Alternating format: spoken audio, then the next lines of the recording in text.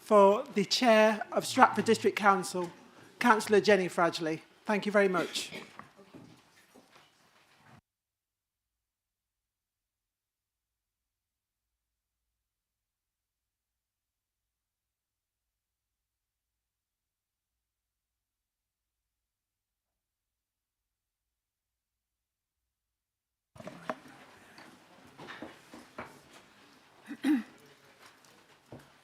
I'm sorry to say that Craig McLennan is unwell and so can't be here today.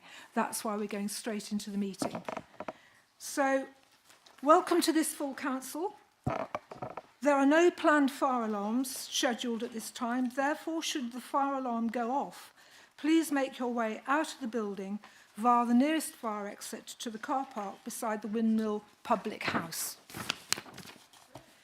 Councillors, when addressing the meeting, please stand and ensure your microphone is switched on and that you speak directly into the microphone so that it is picked up via the live audio feed. When you have finished addressing the meeting, please turn off your microphone immediately.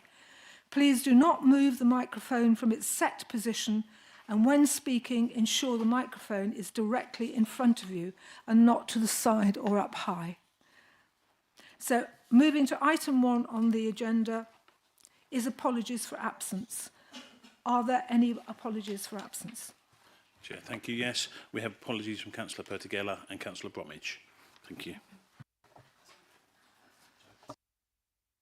And I've just been informed Councillor Adam as well. Thank you. No more absences known to members of the council. Thank you. Item 2, declarations of interest.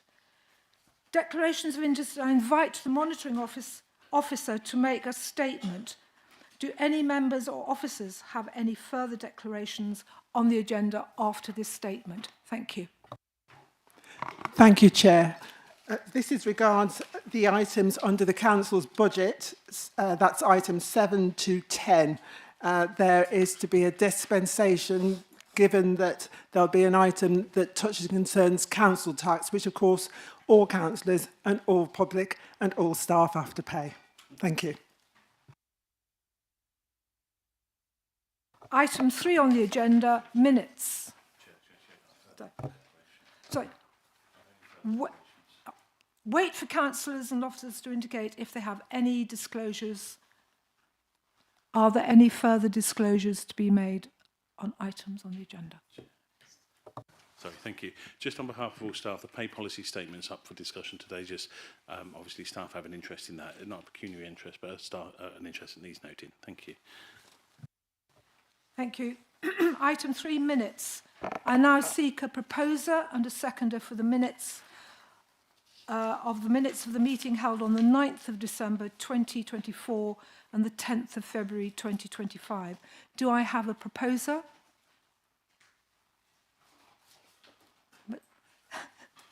Thank you, Councillor Alcock. Do I have a seconder? Please. Thank you, Councillor Johnson. Are the minutes agreed? Thank you, councillors. Item 4, we now move on to the announcements. Chair's announcements. There were not, we haven't got a list today, there were very, very few events after Christmas. There was the Ulster Leet March in Ulster, the Court Leet, which was very enjoyable. People came from all over the country to that. There was Hamlet at the RSC, and Councillor Rolfe undertook a deputising for me at the Whitnash Civic Dinner. Thank you. I now ask the leader, Councillor Susan Junett, for her announcements. Most of my announcements for this last period have actually been around local government reorganisation.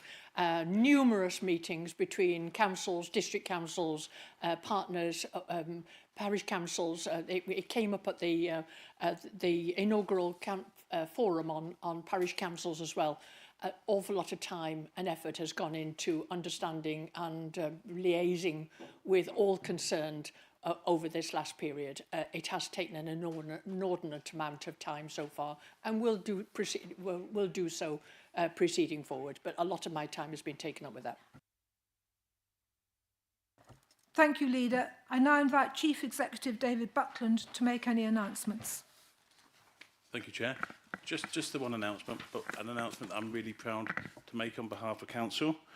Chair, with your consent, can I please call forward Noel Clements, Premises Officer from the Council, and Tanya Hibbard, from the Deputy Chair of the Order of St. Panteleimon, a Ukrainian medical charity, to come to the front of Council chamber, please. Thank you.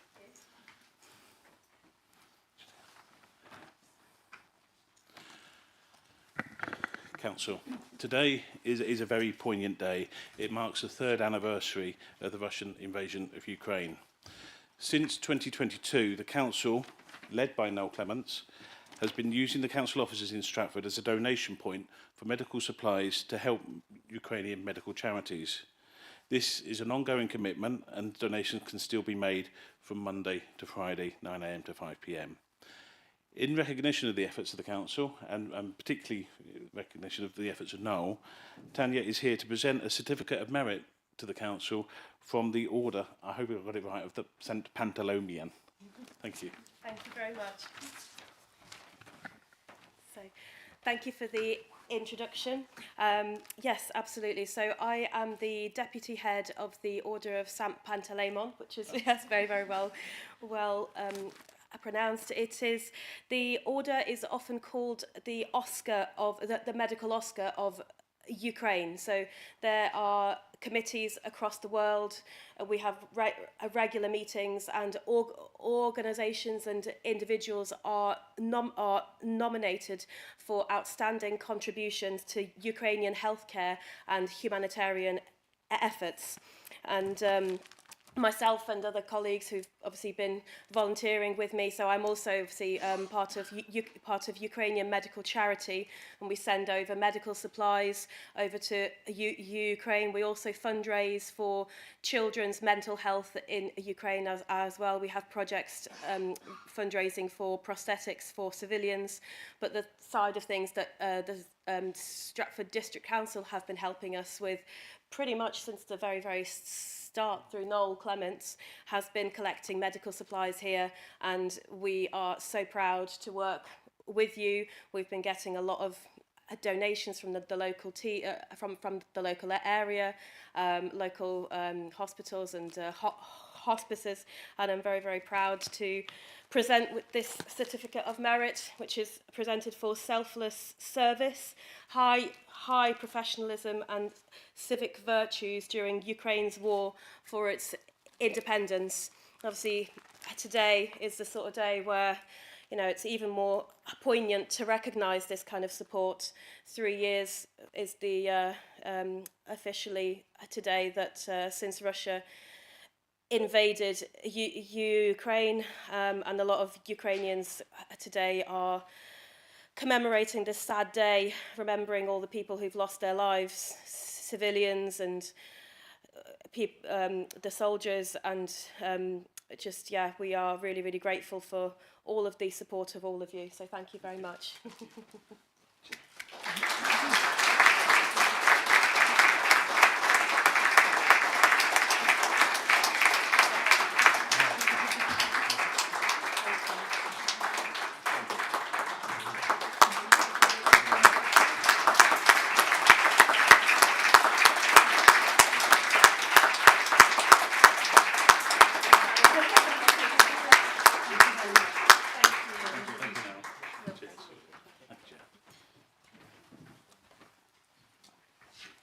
No other announcements, Chair.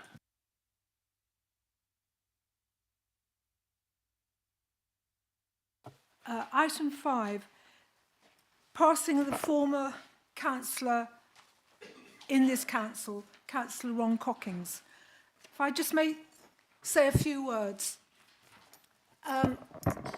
I knew Ron quite a long time before he became a councillor, because I taught his children at Stratford High School, and we actually met then, and I got to know him a little at that point. I then actually became interested in local politics, and at that time, Ron was a Liberal Democrat. And he took me under his wing and taught me how to canvass. He was punctilious in proper behaviour, never walking on somebody's grass, never going past their front window, only spending a short time on the doorstep so you wouldn't annoy people, and not knocking too often. I can see Councillor Mills nodding his head there. We remained friends, even when he actually crossed the floor and followed his own sort of convictions. We remained friends, and very sadly, at the end of his life, he succumbed to the appalling condition of Parkinson's. Meeting him in town, coffees, and just meeting him on the pavement, he coped with that awful condition extremely well. And it's very sad to see such a big character passing from the life of Stratford. Thank you. Would any other councillor like to make a contribution? Could I, on behalf of all my group, pass on my condolences and commiserations and good wishes to his family and all those who knew him well. I knew his wife. Please make sure that his wife and his children know that we have a memory of him. Thank you. Councillor Pemberton.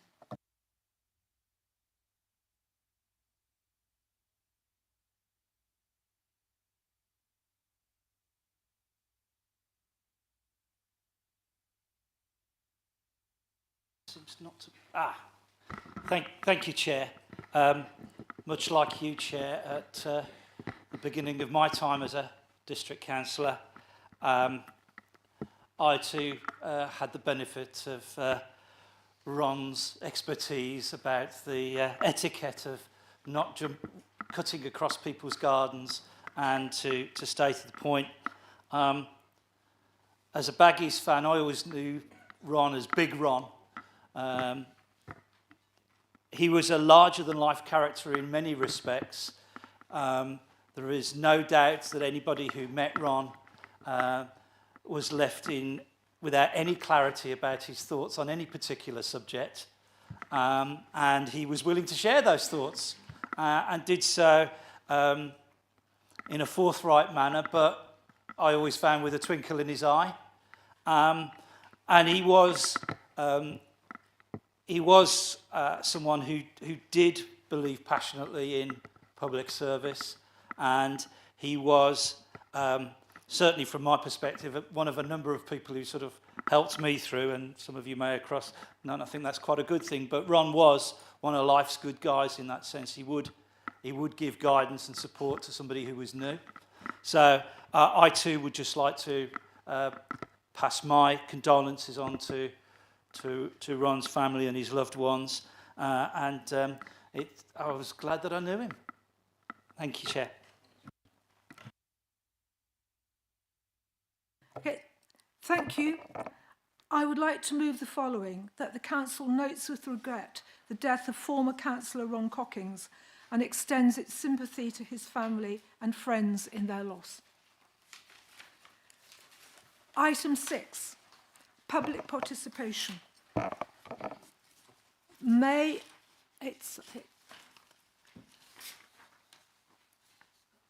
I invite Mr. Norrie to approach the table? You may ask one supplementary question and we'll have 3 minutes to speak on this. Thank you.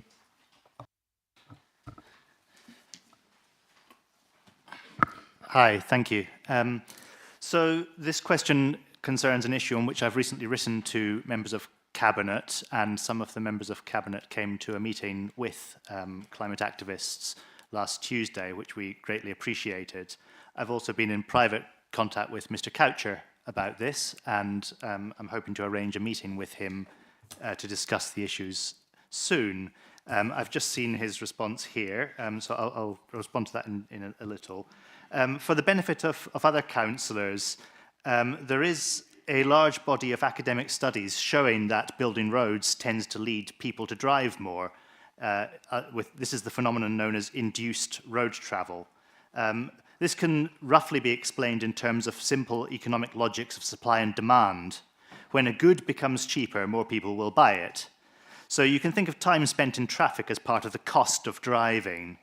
If building more roads decreases the time spent in traffic, thereby decreasing this cost, people and planners are going to make more use of the roads. And this seems to be what happens. A 2017 study of 9 road projects commissioned by the Campaign for the Protection of Rural England found average traffic increases of 7% over 3 to 7 years and of 47% over 8 to 20 years on the roads they studied. So if road building creates more traffic, then this is a big issue. It's widely acknowledged in sustainability thinking, including the government's decarbonising transport strategy, that reducing emissions from transport requires some level of modal shift away from cars and towards alternatives such as bikes and public transport and so on. And as a result, the problem of induced road travel is central to sustainable transport thinking. For example, to the positions of the Campaign for Better Transport, the Foundation for Integrated Transport, the Transport Action Network, Friends of the Earth, and the Campaign for the Protection of Rural England. Along these lines, the Council's own report on sustainable transport options to Long Marston, provided by Vectus, concluded that providing for new infrastructure to provide for necessary growth where alternatives are available is neither necessary nor desirable. The South West Relief Road is likely to induce vehicle demand and provide only a short-term fix to a problem that cannot be addressed through facilitating unsustainable travel habits. A different solution is needed. So Mr. Coucher's response here refers to the subsequent Jacobs study, which corrected some of the estimates of this Vectos study, and I think in some cases reasonably so. Mr. Coucher's interpretation of this is that the Jacobs report essentially concluded that a highway solution was still necessary.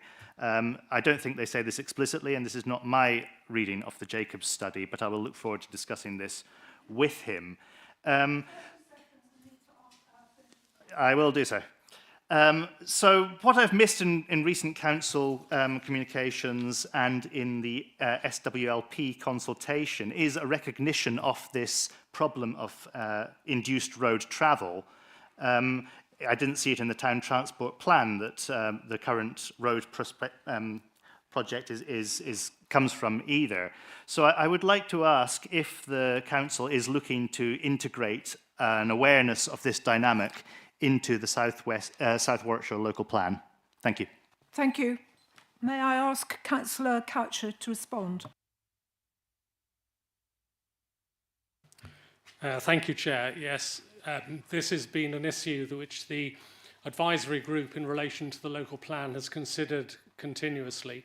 It's one of the reasons why we have dismissed a dispersal option in relation to a new development within the districts and within South Warwickshire, and we are looking at clearly concentrating development in a number of new settlements and also in a number of growth areas. That matter is currently out to consultation, and I would encourage everybody to make their submissions known by the 7th of March when that consultation period closes.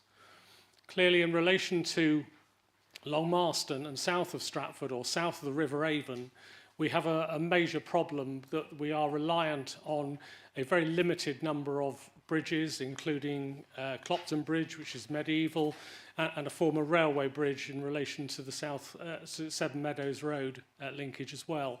And it's quite clear that substantial development south of Stratford has required the production of a new road, which is why the proposals came forward for the southwestern link road, which I think is universally reviled and something which we don't want to build, although we have an existing planning application for that road remaining. This study will look at alternatives to that, and I would certainly commend this council in spending the money necessary for it. In normal circumstances, it would be the county council that would pay for such a study, but as we know, the county council is in very severe financial difficulties, and therefore we are stepping into the breach in relation to that. Thank you. A point of order. May I ask the May I ask the point of order to be put? One, we are speaking about Stratford District Council business here today, and that is County Council business. And two, I think Councillor Couch is factually incorrect.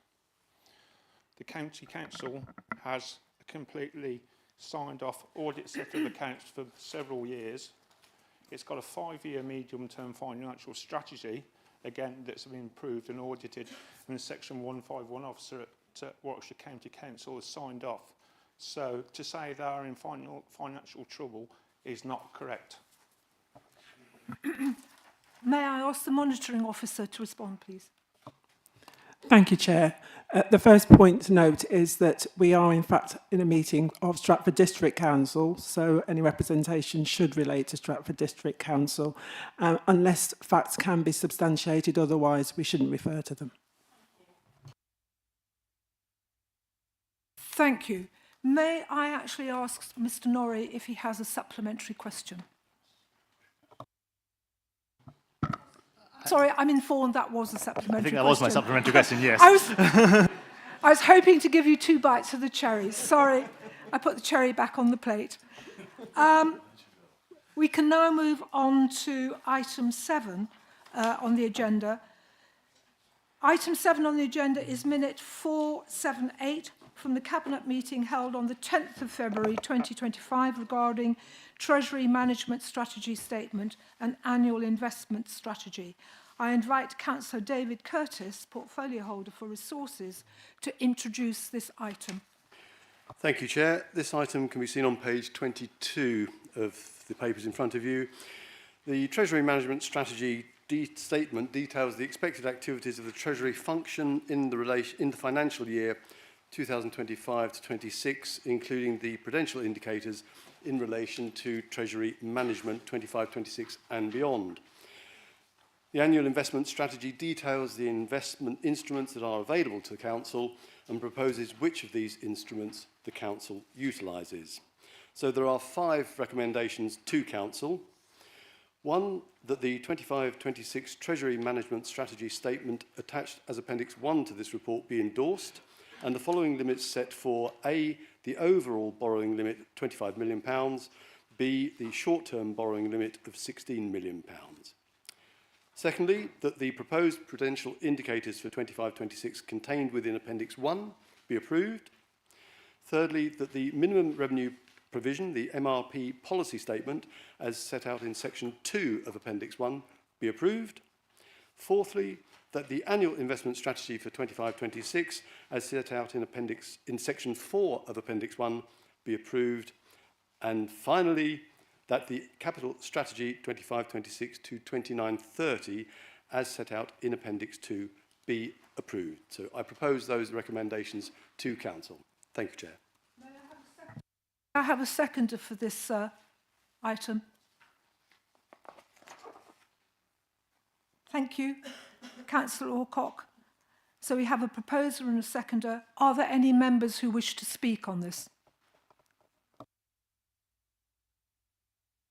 No one wishes to speak. We have a proposer and a seconder. May I ask the Chief Executive to actually...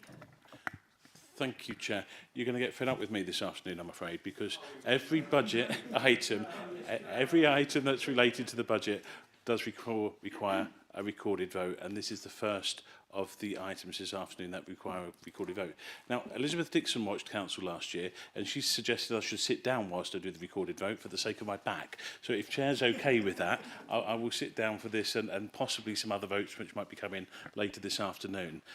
When I call your name, if you could respond, please, whether you are for, against or abstaining in relation to the recommendations which have just been proposed and seconded. Thank you. May we start? I think Councillor. Oh, sorry, Councillor Crump.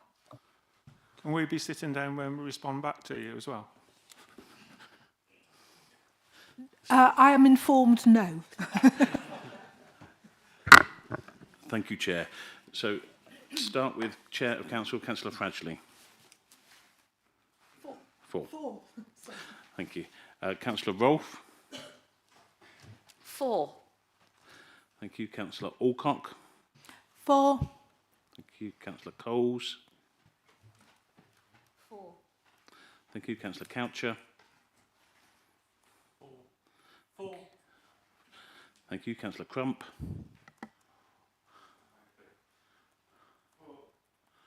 4. Thank you. Councillor Curtis. 4. Thank you, Councillor Eden. 4.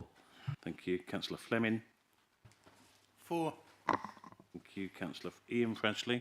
4. Thank you, Councillor Gist. 4. Thank you, Councillor Grocott. 4. Thank you, Councillor Harding. 4. Thank you, Councillor Harmer. 4. Thank you, Councillor Harvey. 4. Thank you, Councillor Hatch. 4. Thank you, Councillor Hencher-Seraphin. 4. Thank you, Councillor Holmes. 4. Thank you, Councillor Johnston. 4. Thank you, Councillor Junid. 4. Thank you, Councillor Keithley. 4. Thank you, Councillor Littlewood. 4. Thank you, Councillor Mills. 4. Thank you, Councillor Organ. 4. Thank you, Councillor Ostrander. 4. Thank you, Councillor Padgham. 4. Thank you, Councillor Parker.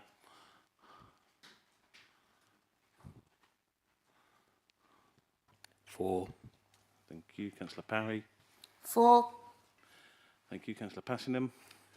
4. Thank you, Councillor Pemberton. Thank you, Councillor Petrovic. 4. Thank you, Councillor Rice.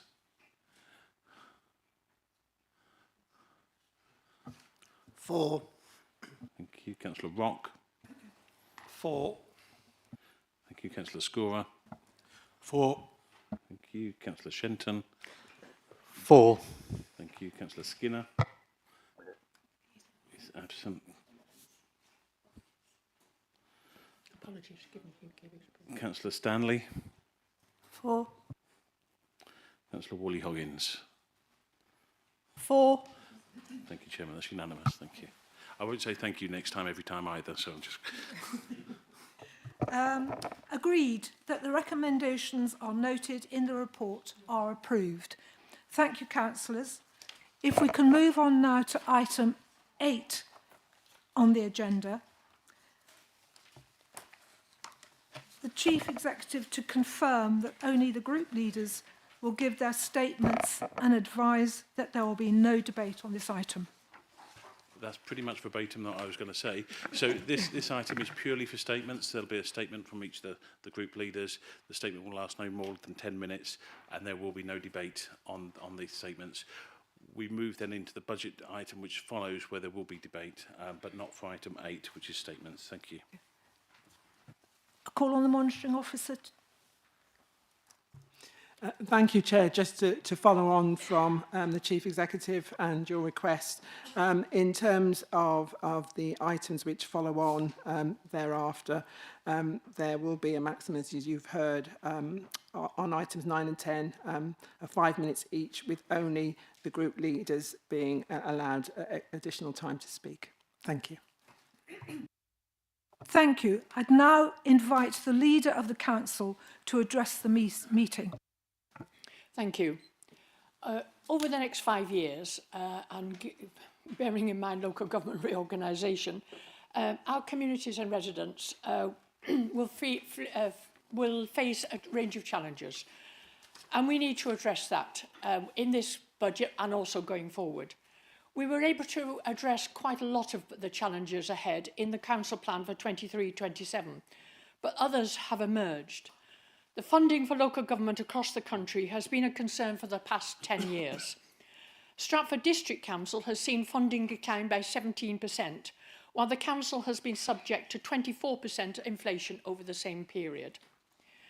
Our Rural Services grant has ceased, and other grants also, along with further postponement to the government's spending review. So this budget that will be here today will bear in mind all of that, both past and present, and going forward. We are not, thank goodness, one of the 30 councils that have now asked to be included in claiming for exceptional financial support this next year, and that's up from 19 last year, as a result of some of the higher service demands and higher delivery costs that have proved to be a challenge. There are some that are very close to our borders that are one of those exceptional finance claimants.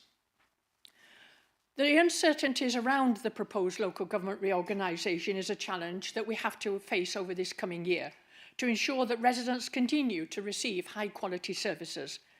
But we also have to make sure that we are resilient to further cuts and financial challenges as we move ahead, and that is essential.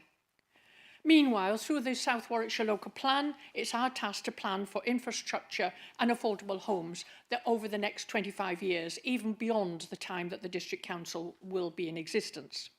We have to tackle these challenges that will rise with economic development, the skills that are needed, climate change, and working with our partners in all sectors. We have to plan properly and coherently to meet the aims and areas of focus as laid out in the Council Plan. And that Council Plan is what has governed our budget. Amongst the plans that we need to do in the coming year is support for communities and all that the communities wish to do in their communities. VE Day, for example, is a point in note. I've been a member of Ulster Town Council's events group for the past year, and they've been preparing for this kind of event and other events over that year, working with the Royal British Legion and the Court Leet. As with the 75th anniversary, Stratford District Council will offer the support to parish and town councils and communities with their plans. It's in our council plan to support parish councils for the budgets and for the help that they need to do the things that their communities wish them to do. Other projects that are in the budget are to support those hardest hit by the cost of living crisis, initiatives to support well-being and health, to tackle domestic violence, community grants, and those community grants will be available for all community groups and parish councils, as well as a cost of living fund. And remember that we are still right in the depths of a cost of living crisis, as well as trees for parish councils and support for the new climate change and nature strategy that has just been announced. All of these are in line with our parish plan, our council plan. And just to say what that is and why we are using this as a way of governing our budget is that we are ambitious as a council, we are fair and inclusive and a responsible organisation. We put our communities at the heart of everything we do, but we make sure that it all works coherently. We want to be recognised as a leader for supporting health and well-being for our residents, protecting our environment, delivering sustainability and innovation. We want to work proactively with our councils, our partners, the universities, all of the partners that we work with in order to deliver cohesive communities that are well built, in the right place and served by appropriate infrastructure. This is part of a real challenge going forward that we have to be prepared for. We as a council will support existing business to thrive and seek and attract new businesses to create valued jobs and opportunities as we move forward. And developing this plan, we've set ourselves realistic aims and objectives within defined areas of focus. And this is the same with our budget as we move forward. We are setting ourselves realistic aims and objectives within areas of focus that are already outlined in the local plan and in the council plan. Remembering that this council plan did go out to consultation. We undertook with our communities the areas of focus that in our council plan. We went and undertook with our communities on the consultation with the budget that has gone forward, and the portfolio holder will be able to tell you a bit more about some of the responses that came from that. We undertook to consult with parish councils and have undertaken an inaugural parish council forum at which our budget, South Warwickshire Local Plan and reorganisation were all discussed. We will do everything in that kind of way going forward. This is our way of doing things. We do not do things irrationally. We do things in a rational way, a coherent way, and in a way, even though local government is to be reorganised, we will do it in a way that will deliver the best for our residents, no matter what. Thank you, Leader. I now invite Councillor Wally Hoggins, Conservative Group Leader, to address the meeting.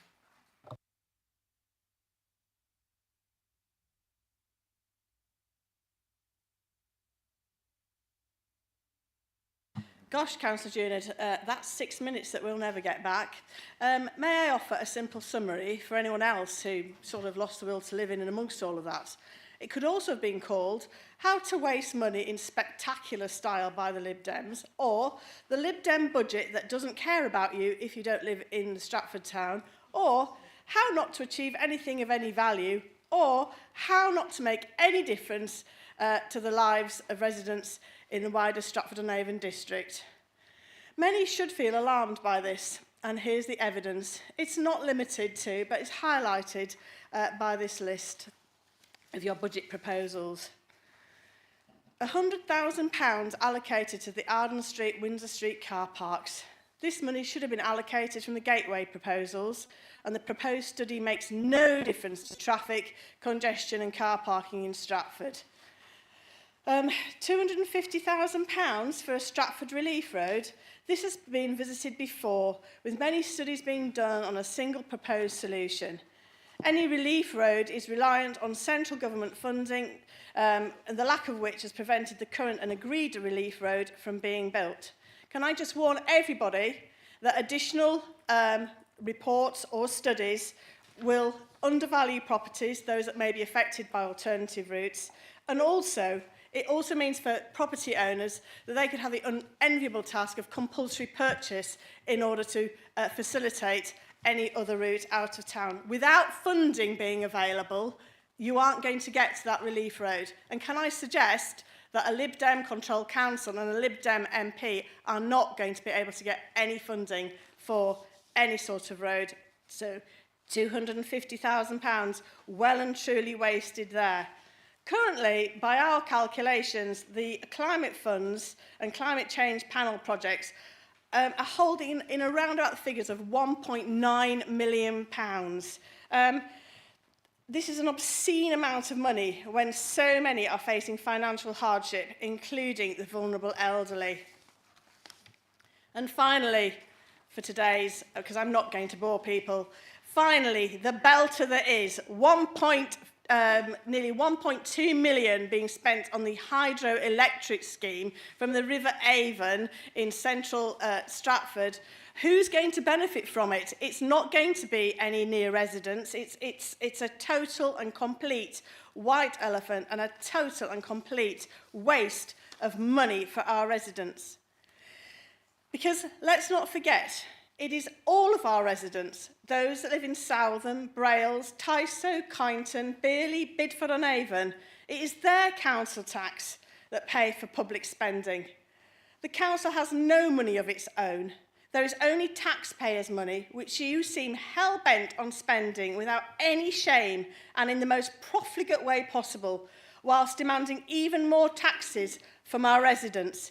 You really didn't need to raise council tax, Stratford District Council tax, for our residents by £5.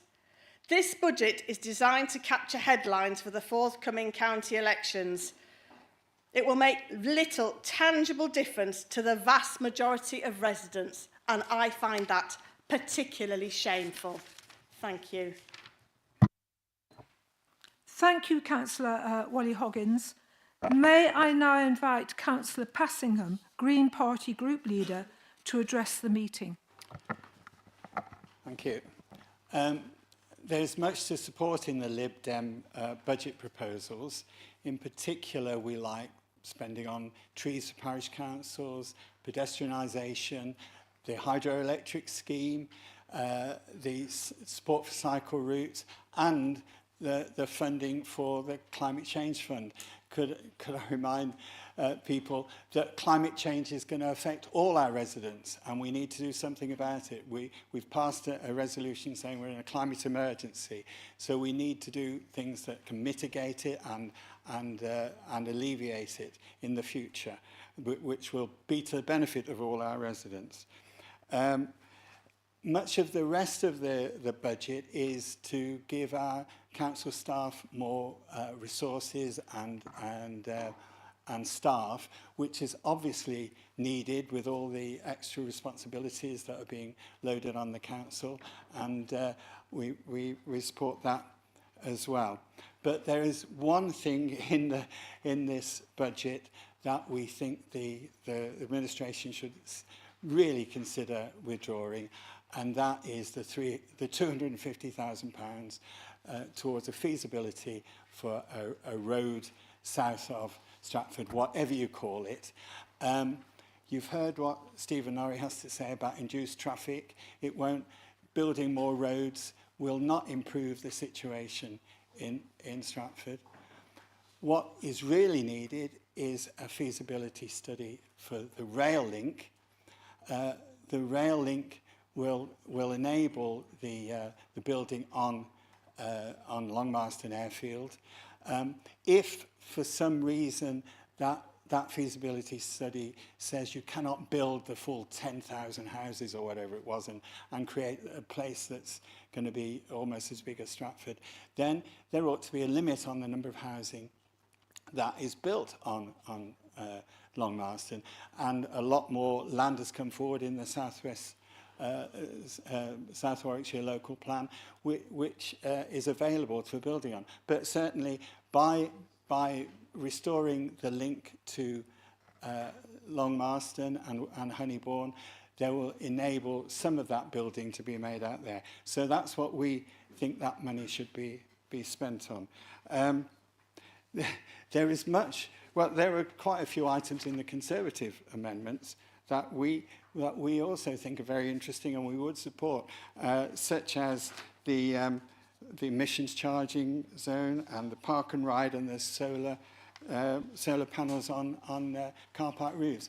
And I'm sure that the Lib Dem members will support those sort of schemes as well. So look forward to, in the future, working across all parties in trying to bring forward those sort of measures as well. So, right, thank you. Thank you, Councillor Passingham. This bit. Right. The Council Procedure Rule 15.5, when a councillor may speak again, be waived to allow one nominated member from each group to speak more than once on the budget-related items. This needs to be seconded and voted upon.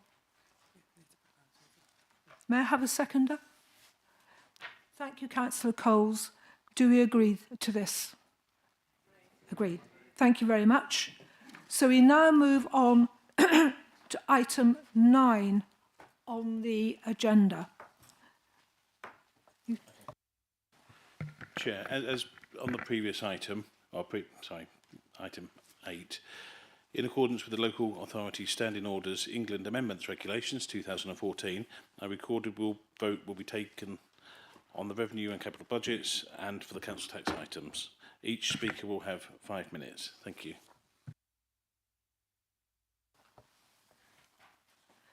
Item 9 on the agenda is minute 479 from the Cabinet meeting held on the 10th of February 2025 regarding revenue and capital budget 2025-26 to 2029-30. I invite Councillor David Curtis, portfolio holder for resources, to introduce this item. Thank you, Leader. As we review and discuss our budget for the coming year, it's essential that we are clear about our goals and the way forward. The budget is not merely about numbers and balances, but it's about our shared values and our shared vision for the future and the concrete steps we need to take to achieve it. The future is uncertain, to say the very least. Our economy continues to suffer the aftermath of Brexit. There are wars in Europe and the Middle East, coupled with the antics of the Trump administration. And now local government reorganisation makes long-term planning exceptionally difficult. And in these uncertain times, the additional burden of employers' national insurance contributions and the latest news that local authorities themselves will be expected to cover the additional costs of reorganisation mean we must be prudent. More positively, though, through careful financial management, we have resources to invest to secure a better future for our residents, however long we remain in administration. The funds we hold on behalf of residents are there to work for them, providing the services they most need and value. So, whilst we need to protect against future volatility, we should leave no more than necessary in the bank when residents face daily cost of living pressures. We must maintain and improve our infrastructure and ensure we adopt sustainable and cost-effective solutions to equip us for the future. This budget supports the most vulnerable in our community with initiatives to support victims of domestic abuse, homelessness and the cost of living crisis. It introduces new measures to adapt to and to mitigate the effects of climate change, and it works to safeguard services against future financial pressures. This administration has taken an approach which combines sound financial management whilst addressing the policy priorities of our council plan. This administration listens to and responds to the views of people living and working in the district. Thanks to the hard work of our Insight team, we have seen a 261% increase over last year in responses to our council budget consultation. The number of younger adults responding has doubled, whilst the number of people of working age responding mirrors the proportions in the district's population. And I'm confident Council will be pleased that public support for many of our proposals is strong. Residents want to see support for rural communities, not just the town, and for those hardest hit by the cost of living crisis.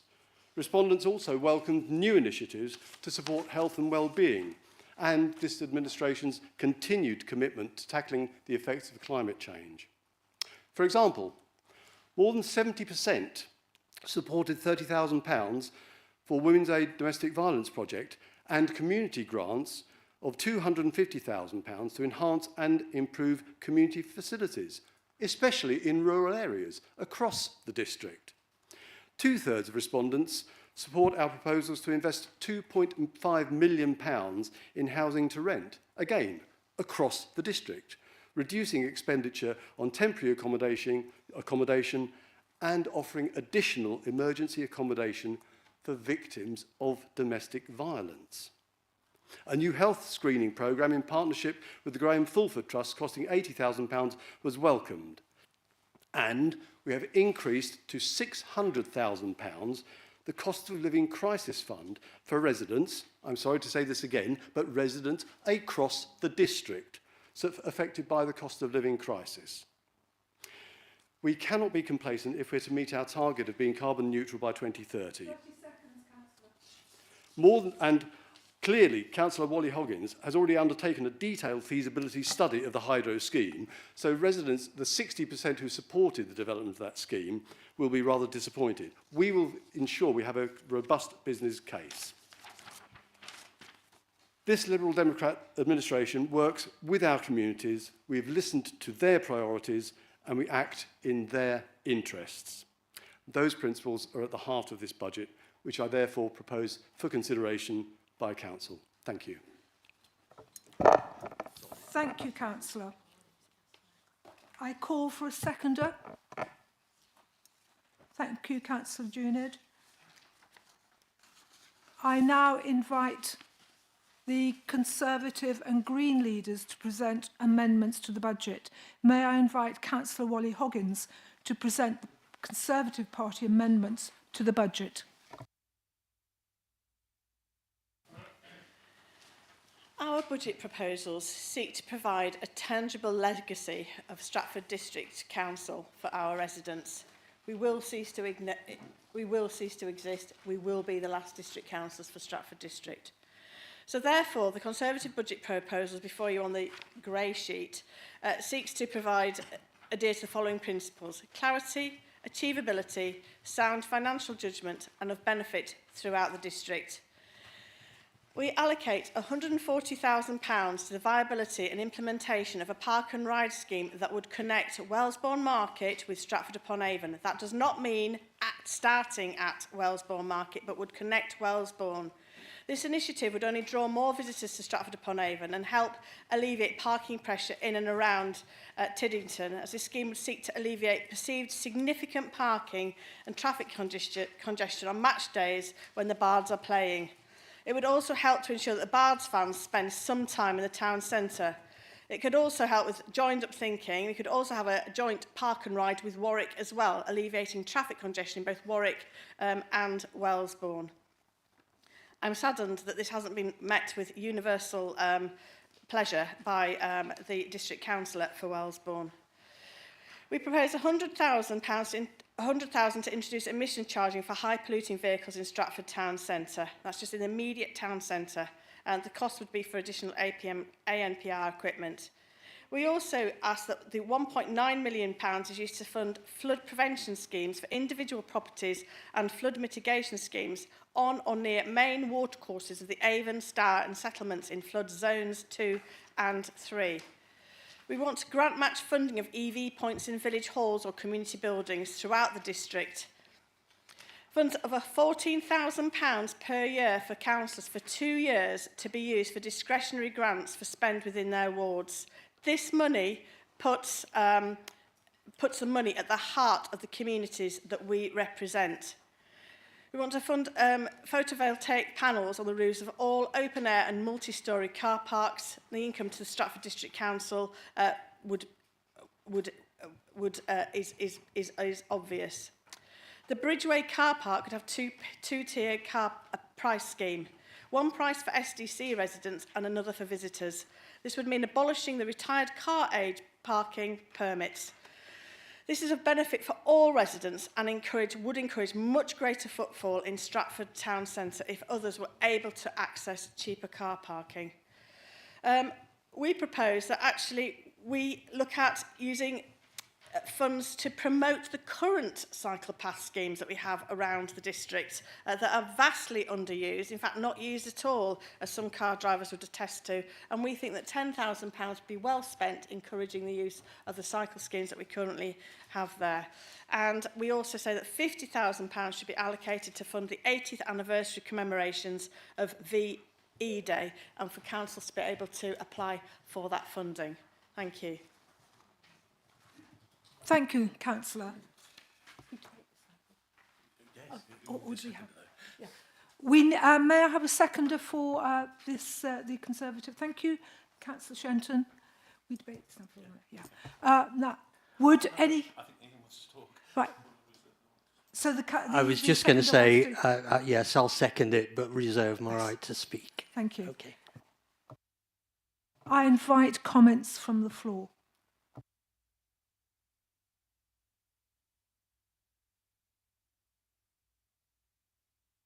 Councillor Holmes and Councillor Johnson. Thank you, Chair. Just would like to, I'm right in using this as an opportunity to speak on the amendment and the proposals put forward. Yeah. This is a debate now on the Conservative amendment of what they have just proposed. Thank you, Chair. I'd like to focus on a few of the Conservative amendments proposed. First, the £100,000 on introducing emissions charging for high-polluting vehicles in Stratford Town Centre. I think I can speak for myself and my Liberal Democrat colleagues that we fully support cutting emissions and improving air quality, but let's be clear that what's been put forward is not a workable plan. The Conservative-run County Council has systematically failed to invest in sustainable transport. I'm talking about how... Excuse me, has somebody raised a point of order? Thank you. Will you please raise the point of order? Yes, yet again we make reference to the County Council. This is the Stratford District Council. May I say that I find it particularly perturbing or not surprising that there is continued reference to county council matters, given the fact that we are approaching county council elections. And it's a jolly good job we're not in Purdah yet, but that does not mean, in my view, that we can continually make reference to the county council. Thank you. Please may I ask the monitoring officer to comment? Thank you, Chair. We're not in Purdah, that's absolutely correct. But I would reiterate what I stated earlier, that we stick to the facts that we can support when we state and make our representations. Thank you. Thank you, Chair and monitoring officer. And I'm sorry that the leaders not willing to face up to the failures of the Conservative and County Council. But I'm going to talk about the effect this is having on my residents in the district and how this links to our residents. So you can yap all you want, but I'm going to continue. Excuse me, there's another point of order that's been raised. Councillor Shenton. Chair, this can't go on. Can't keep referring and slagging off the County Council in this way. And raising points that he has no proof of at all. It has to stop, Chair. Can I say something? May I remind councillors that we are discussing the Stratford District Council budget and the amendments put by the Conservative Party and the Green Party, and then discuss the proposals made by the Liberal Democrats. We need to actually not refer to the County Council. We need to actually be discussing... Right, Councillor Kerr. Thank you. I probably need some clarification on this, because in the Conservative proposals, there is a cycle path promotion scheme. Presumably, would that not come under County Council rather than District Council? So how can we discuss the Conservative budgets without referring to County Council? I'm slightly baffled. The monitoring officer is going to make this very clear, what we can reference as far as the county is concerned that has impact on our residents and what we can't. Thank you. Thank you, Chair. Just to clarify, the main principle is what we said earlier and what the Chair has reinforced earlier, which is that anything that is said in representations must be fact-based, and that's the start point. If the fact-based that's being referred to is pertinent to Stratford District Council and it touches and concerns the County Council, then obviously it needs to be referred to, but it can't be referred to as a political point in the circumstances that sounds as though it's making a point against the County Council rather than anything else. Just a clarification, because what we need to be able to do is refer to the fact that many of the things, that there are certain things that are not the responsibility of the District Council.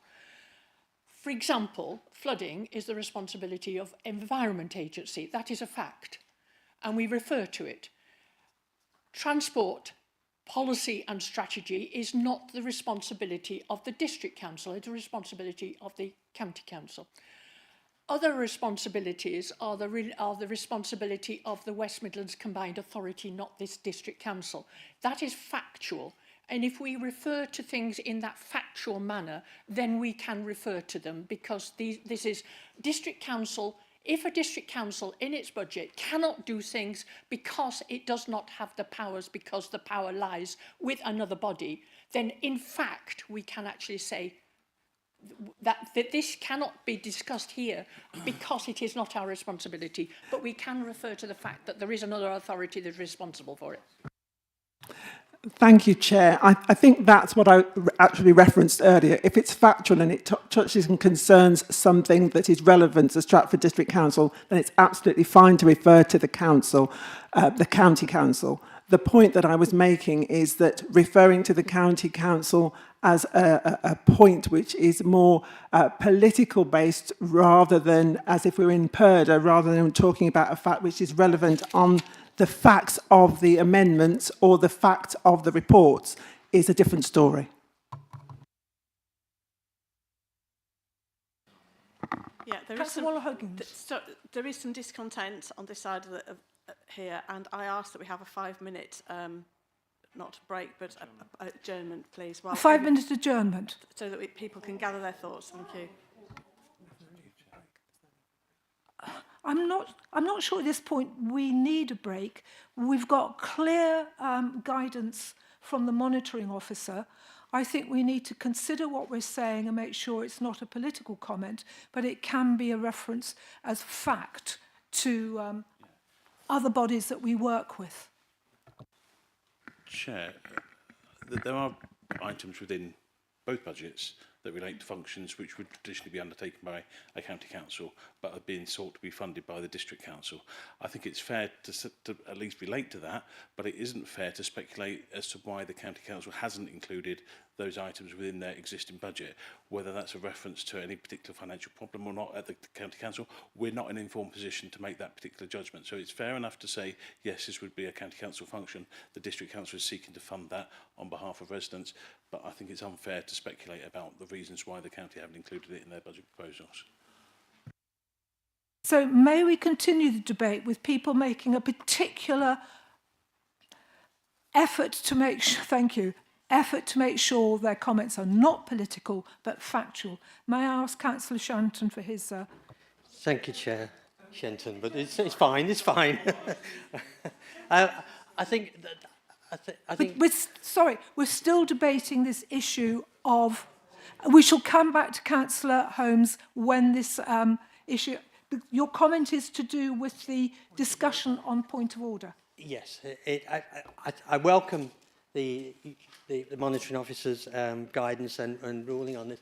The problem comes when councillors speak, it's broadcast, and then we put the point of order afterwards. They should, if they're going to continue, and I have to reference Councillor Coucher on this one, saying that the county council was financially not stable. I think the point has been made. We have to stop it before it happens. Thank you very much, Councillor. You can't stop something before it happens. I think that would be very, very difficult. It's up to everybody here to impose proper discipline on what they're actually saying at this point. We've had guidance. May we continue? Thank you. You have further 3.5 minutes to finish your statement. Thank you, Chair, and I apologise for triggering what can only be described as a complete waste of time. And I must say, what a complete pathetic attempt to try and silence and hide away from debate. Anyway, you will be held to account, and I will continue to speak. Can we actually make our comments on the debate in place, not on making comments about other people in this? We shall be here till 10 o'clock at night if we actually do this silly backwards and forwards. Can we stick to the debate, please? Thank you. Yes. As I was saying, there has been a failure Sorry, another interruption. Councillor Crump. He's already had one. Yeah, this is a point of order. This is particularly ridiculous. We're not on the playground now. Yeah, I've been a long time since I was in the playground. Not please, so please. Can you sit down, please? I have just made the point that this silly backwards and forwards name calling must stop now.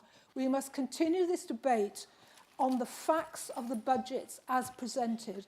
And if there is anybody else calling out across the room, I'll be standing up again and asking them to sit down. We need to keep our debate now to the facts. Thank you. Thank you, Chair. Thank you, Chair. When the Chair stands, the chamber must fall silent. It's just a reminder. And the next reminder is to the next speaker that clearly the representations now need to be on the facts that you need to present, nothing more. Thank you, Chair. I'll return to the facts. The Conservatives, under their watch at multiple levels of local government and national government, have failed to invest in sustainable transport options needed to make such a scheme fair and effective. And there's no real alternative for many of our residents other than to drive. Yet here we have the Conservatives proposing a ULEZ-style charge that will harm residents and businesses. The Conservatives' budget proposal is reckless and politically cynical. They want to introduce a ULEZ-style charge in Stratford while failing to invest in the public transport alternatives that people need. And where is this money coming from?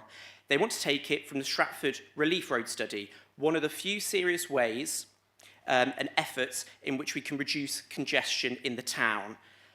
That study could help cut traffic, lower emissions and improve air quality in a way that doesn't just hit residents with a charge, but actually addresses the problem at its roots. But instead, the Conservatives are robbing a potential long-term solution to fund an ill-thought-out, short-term scheme. Councillors should reject this Tory ULEZ charge. The Conservative leader also makes a lot of reference about how funding is out of our hands and in external bodies such as the government. And she's right, but she's also forgetting that after decades of our residents being taken for granted by the Conservatives, by our members of Parliament and councils, we finally have a council and an MP who's going to stand up for us and fight for that funding, and I think that's something that they shouldn't forget. Looking at one of the other Conservative proposals, they want to take money from our hydroelectric scheme, an investment in clean, renewable energy, and instead funnel it into discretionary grants of £14,000 for councillors to hand out in their wards. Once again, we see the same pattern. The Conservatives talk about responsible spending, but when given the chance, they strip money from our infrastructure and environmental projects and choose to raid funds on infrastructure and clean energy projects to bankroll what is effectively a councillor slush fund. Let's call it what it is. You know, instead of investing in green energy that would bring long-term benefits, they want to give themselves little pots of cash to splash about in their wards. This isn't about delivering for residents. It's about short-term electioneering and attempts to buy goodwill at the genuine cost environmental progress in our communities. However, I would also like to welcome Thank you, Chair. I'd like to welcome the Conservatives' recognition of the importance of supporting our communities in marking VE Day. It's disappointing that they've chosen to do this through a budget wrecking amendment rather than a responsible, thought-out proposal. And I'm reassured by Councillor Juna's previous words to me and commitment that support will still be available to towns and parishes that need it to make sure that they can host successful VE Day celebrations. You know, at a time when the far right and fascism, both at home and abroad, is it's more important than ever that we honour the sacrifices of British men and women in the fight against tyranny. Thank you. I now call on Councillor Johnson. Thank you, Chair. I'm speaking both as a ward member for Wellesbourne and also the chair of the Budget Task and Finish Group reported to the Overview and Scrutiny Committee that all the budget proposals were clear, achievable and financially sound. The Conservative leader has varied the proposal fairly significantly, as did Councillor Littlewood in a memorandum to all members of the Council on the 13th of February. It is clear the budget proposal, as tabled, connects Wellesbourne Market with Stratford-on-Avon, and to suggest that it's not going to use the Wellesbourne Market site is an adaptation to the proposal that was put forward to the Task and Finish Group. Now, you're sticking with this. Therefore, I would say whoever wrote this proposal does not understand the traffic pressures arising from Wellesbourne Market. On 2 occasions before Christmas, Wellesbourne was completely gridlocked. The emergency service vehicles couldn't get through.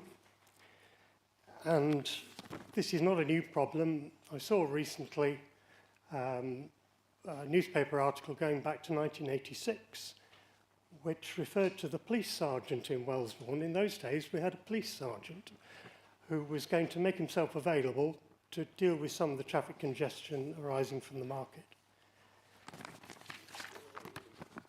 Councillor Littlewood, in his email, does suggest a variation. The proposal, he says, would be to establish a parking plaza near the M40 junction 15. or at the Warwick University Wellesbourne site. This is all going to be paid for by £140,000 that's going to be spent in the next 2 years. This is just crazy.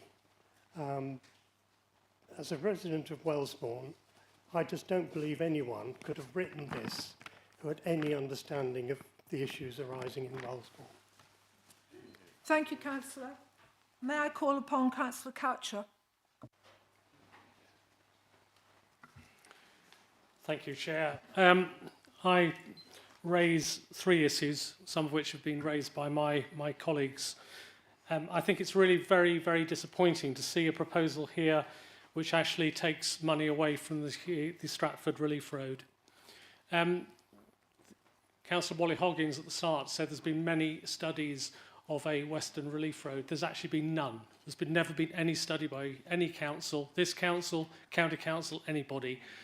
All that we've had to date is a proposal that has come forward from the developers to produce a southwestern relief road around Stratford, something which frankly is not desired by people in Stratford and would not be a credit to this region. And if we do not look at an alternative, we are likely to go back to that particular scheme, which I think would be a very, very awful backward step.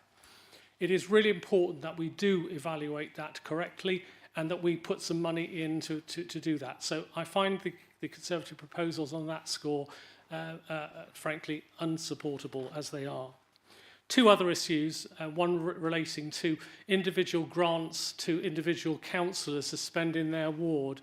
I mean, I have to say that is the most inefficient way of using money.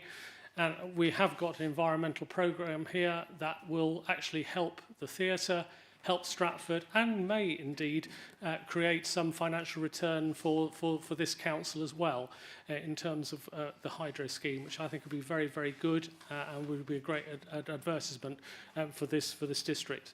And the third issue, I would want to support, I think, everything which my colleague David Johnson has said about Wellesbourne. I think before you put proposals like this, it would be rather good to have consulted with the parish council possibly, even with the county councillor for that area, and to make her aware of these particular proposals. I think they are half-baked at best, and frankly at this stage we must reject them. Thank you, Chair. Thank you, Councillor. May I call upon Councillor Alcock?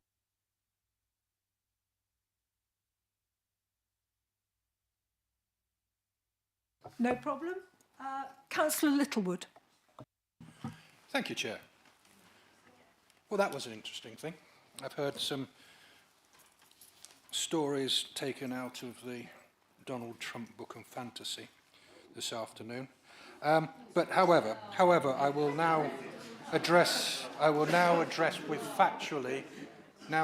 factually what was in the proposals. And yes, indeed, put forward a clarification with regards to the park and ride scheme. It was never intended that that money would pay for the park and ride scheme, and that was clarified in a private conversation Councillor Johnson and I had in front of another officer. The point was that this would be a study, and it was not a study for park and ride by itself. It was a study to include a low emission zone and the purpose of, and also additionally, the parking charges scheme. Taken together, that will dissuade heavy vehicles from going through Stratford town centre, because that's where the real congestion occurs. So this is for a study, just like the Western Relief Road or Western Connection Road or whatever we're calling it from Long Marston these days, in the same way. So I see no problem with that. So again, a clarification on comments made. With regard to the so-called slush fund that was referred to recently by our councillor, this isn't a slush fund. It's not uncommon practice. This is to enforce localism and empower localism. We're coming up to a change in local government. We will not have localism as we go to a unitary authority or even a South Warwickshire authority. So this will enable the people, hard-working district councillors, to be able to highlight and justify. It won't be an easy job to get this money spent. They have to be good justification, but to do it locally. With regards to comments on the hydro scheme, well, very well, it hasn't got, as far as we can see, any financial viability studies. It doesn't say whether it'll work or not. We don't know whether we're going to be able to connect to anybody, either RSC or to housing. That was discussed in the committee, and I still haven't been assured where the return on investment will be. So, if we can stick to the facts without going for governmental party politics over there, then we will indeed do well in this debate. Thank you. Thank you, Councillor. Councillor Whalley-Hoggins?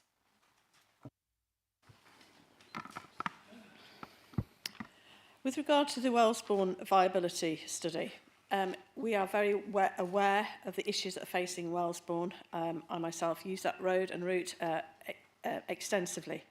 We do, however, seek a solution, and we have had no solution given by any of the Lib Dem councillors from that neck of the woods.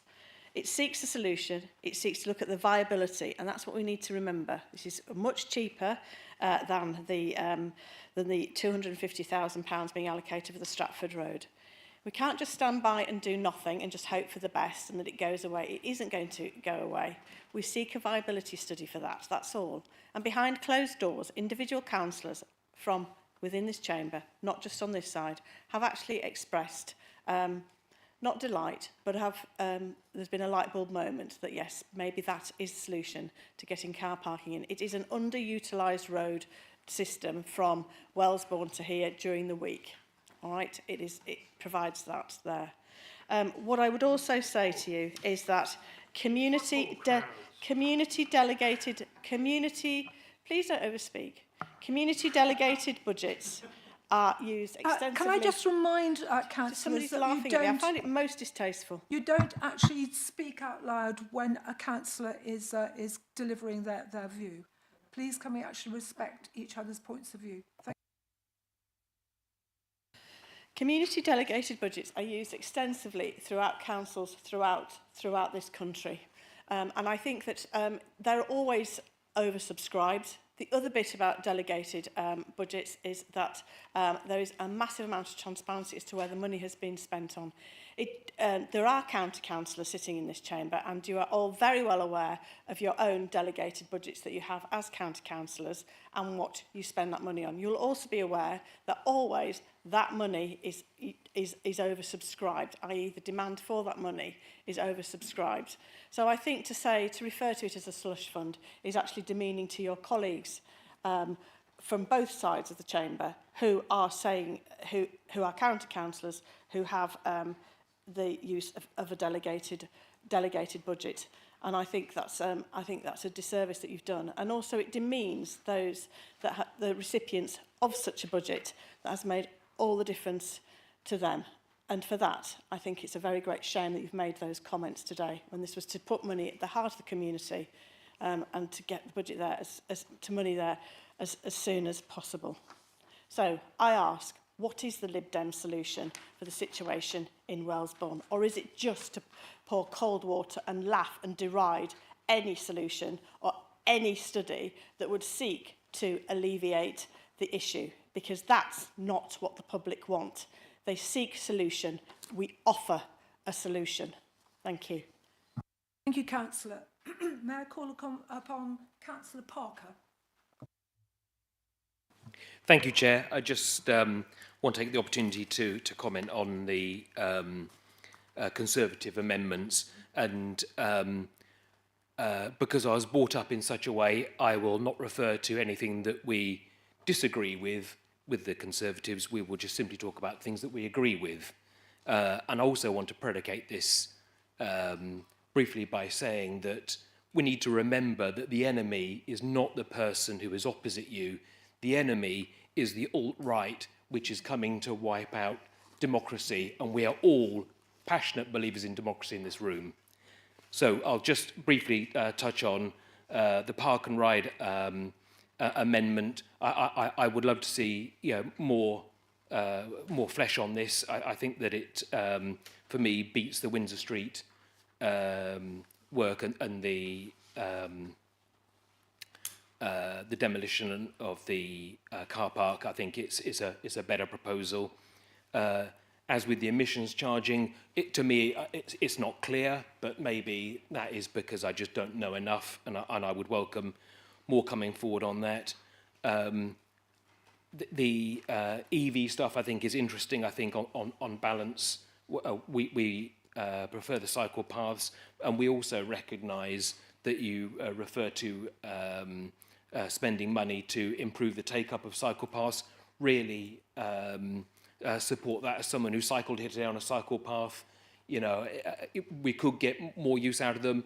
If it was a network, it would be even more used, I think, as a genuine alternative. And PV on car park roofs, what's not to like? Thank you. Thank you, Councillor. May I call upon Councillor Grocott? Thank you, Chair. So I read with interest the proposals from the Conservative group concerning the car parks. I appreciate the interest of the groups, but I'm confused as to how the District Council on their own is to implement most of the proposals.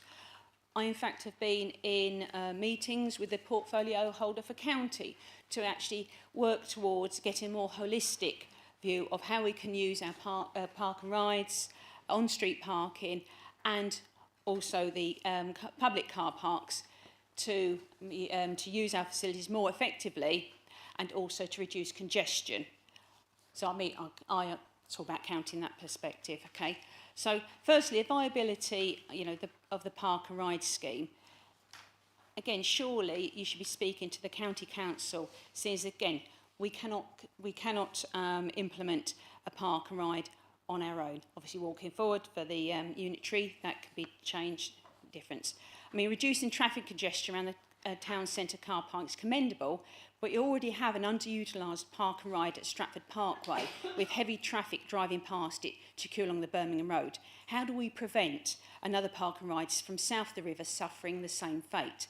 That's without considering how we could implement another route to the town from the south of the river, considering the poor road links over the river due to inaction on the highways around Stratford town. Moving on to the proposal for the charging for high polluting vehicles around Stratford town centre. I mean, obviously, the Conservatives are new to sort of supporting ULEZ. I mean, you weren't so much a couple of years ago.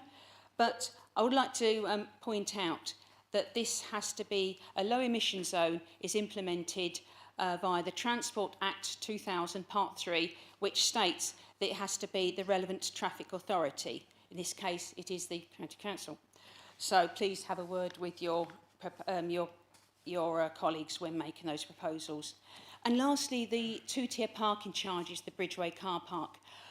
I would like to confirm that pension scheme has 110 permits raising £5,500. So I'm intrigued to know how scrapping it will save up to the council up to £100,000, since the £50 a year covers the operational costs.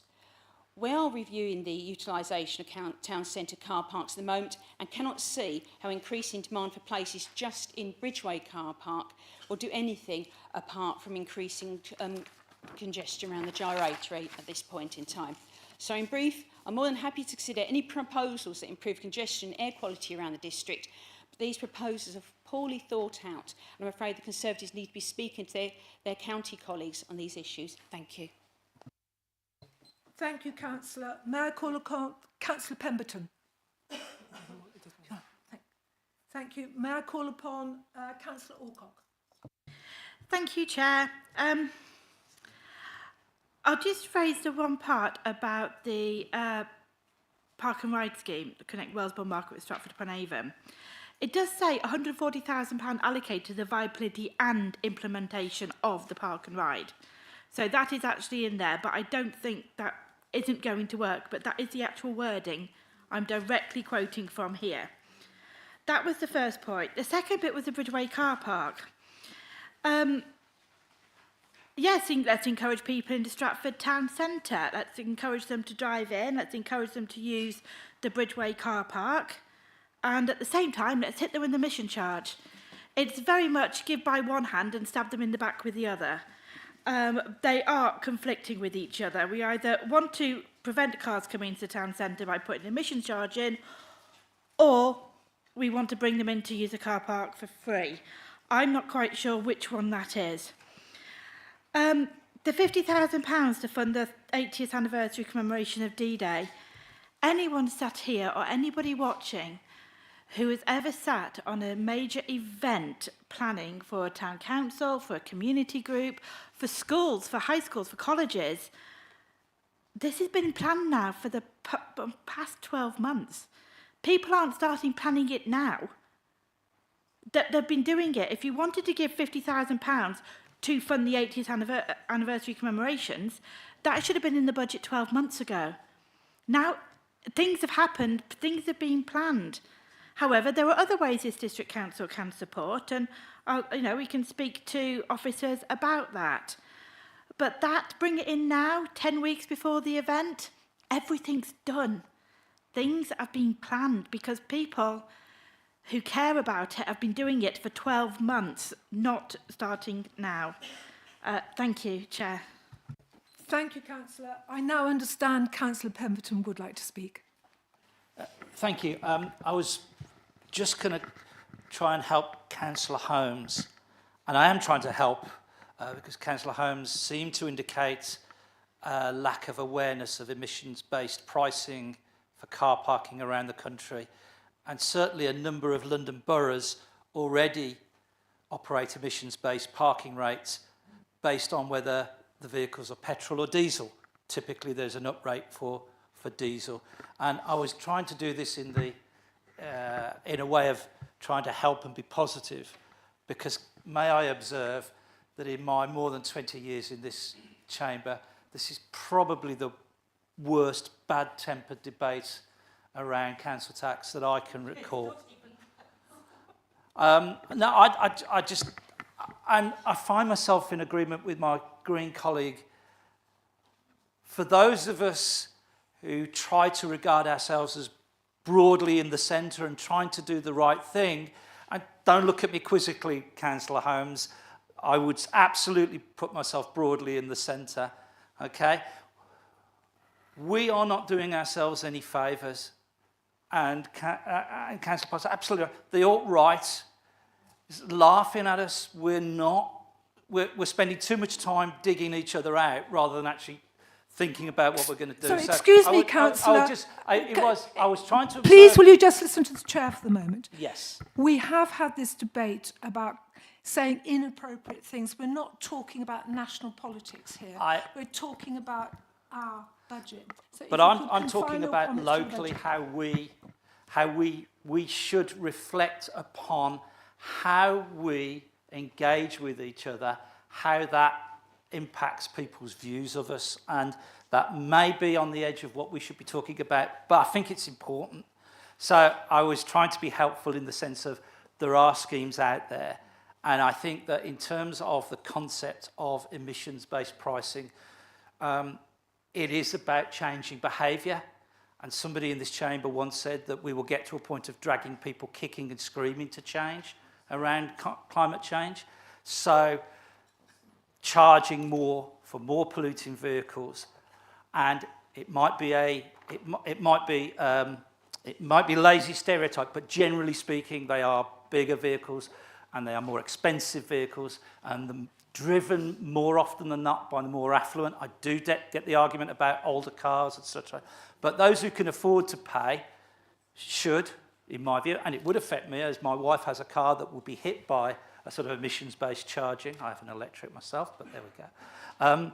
And so I think that there is something there that we should be thinking. And I know that when he was portfolio holder, Councillor Shenton looked seriously at, and the tech wasn't there at that point, about how you might move towards an emissions-based pricing. So I think, Councillor Grocott, if you, it's not going to be picked up, but I think there is stuff to be investigated there, and I ask for your, if not commitment, at least open-mindedness to look further into that as a way of being part of the policy mix that helps us move to more sustainable traffic and vehicle uses.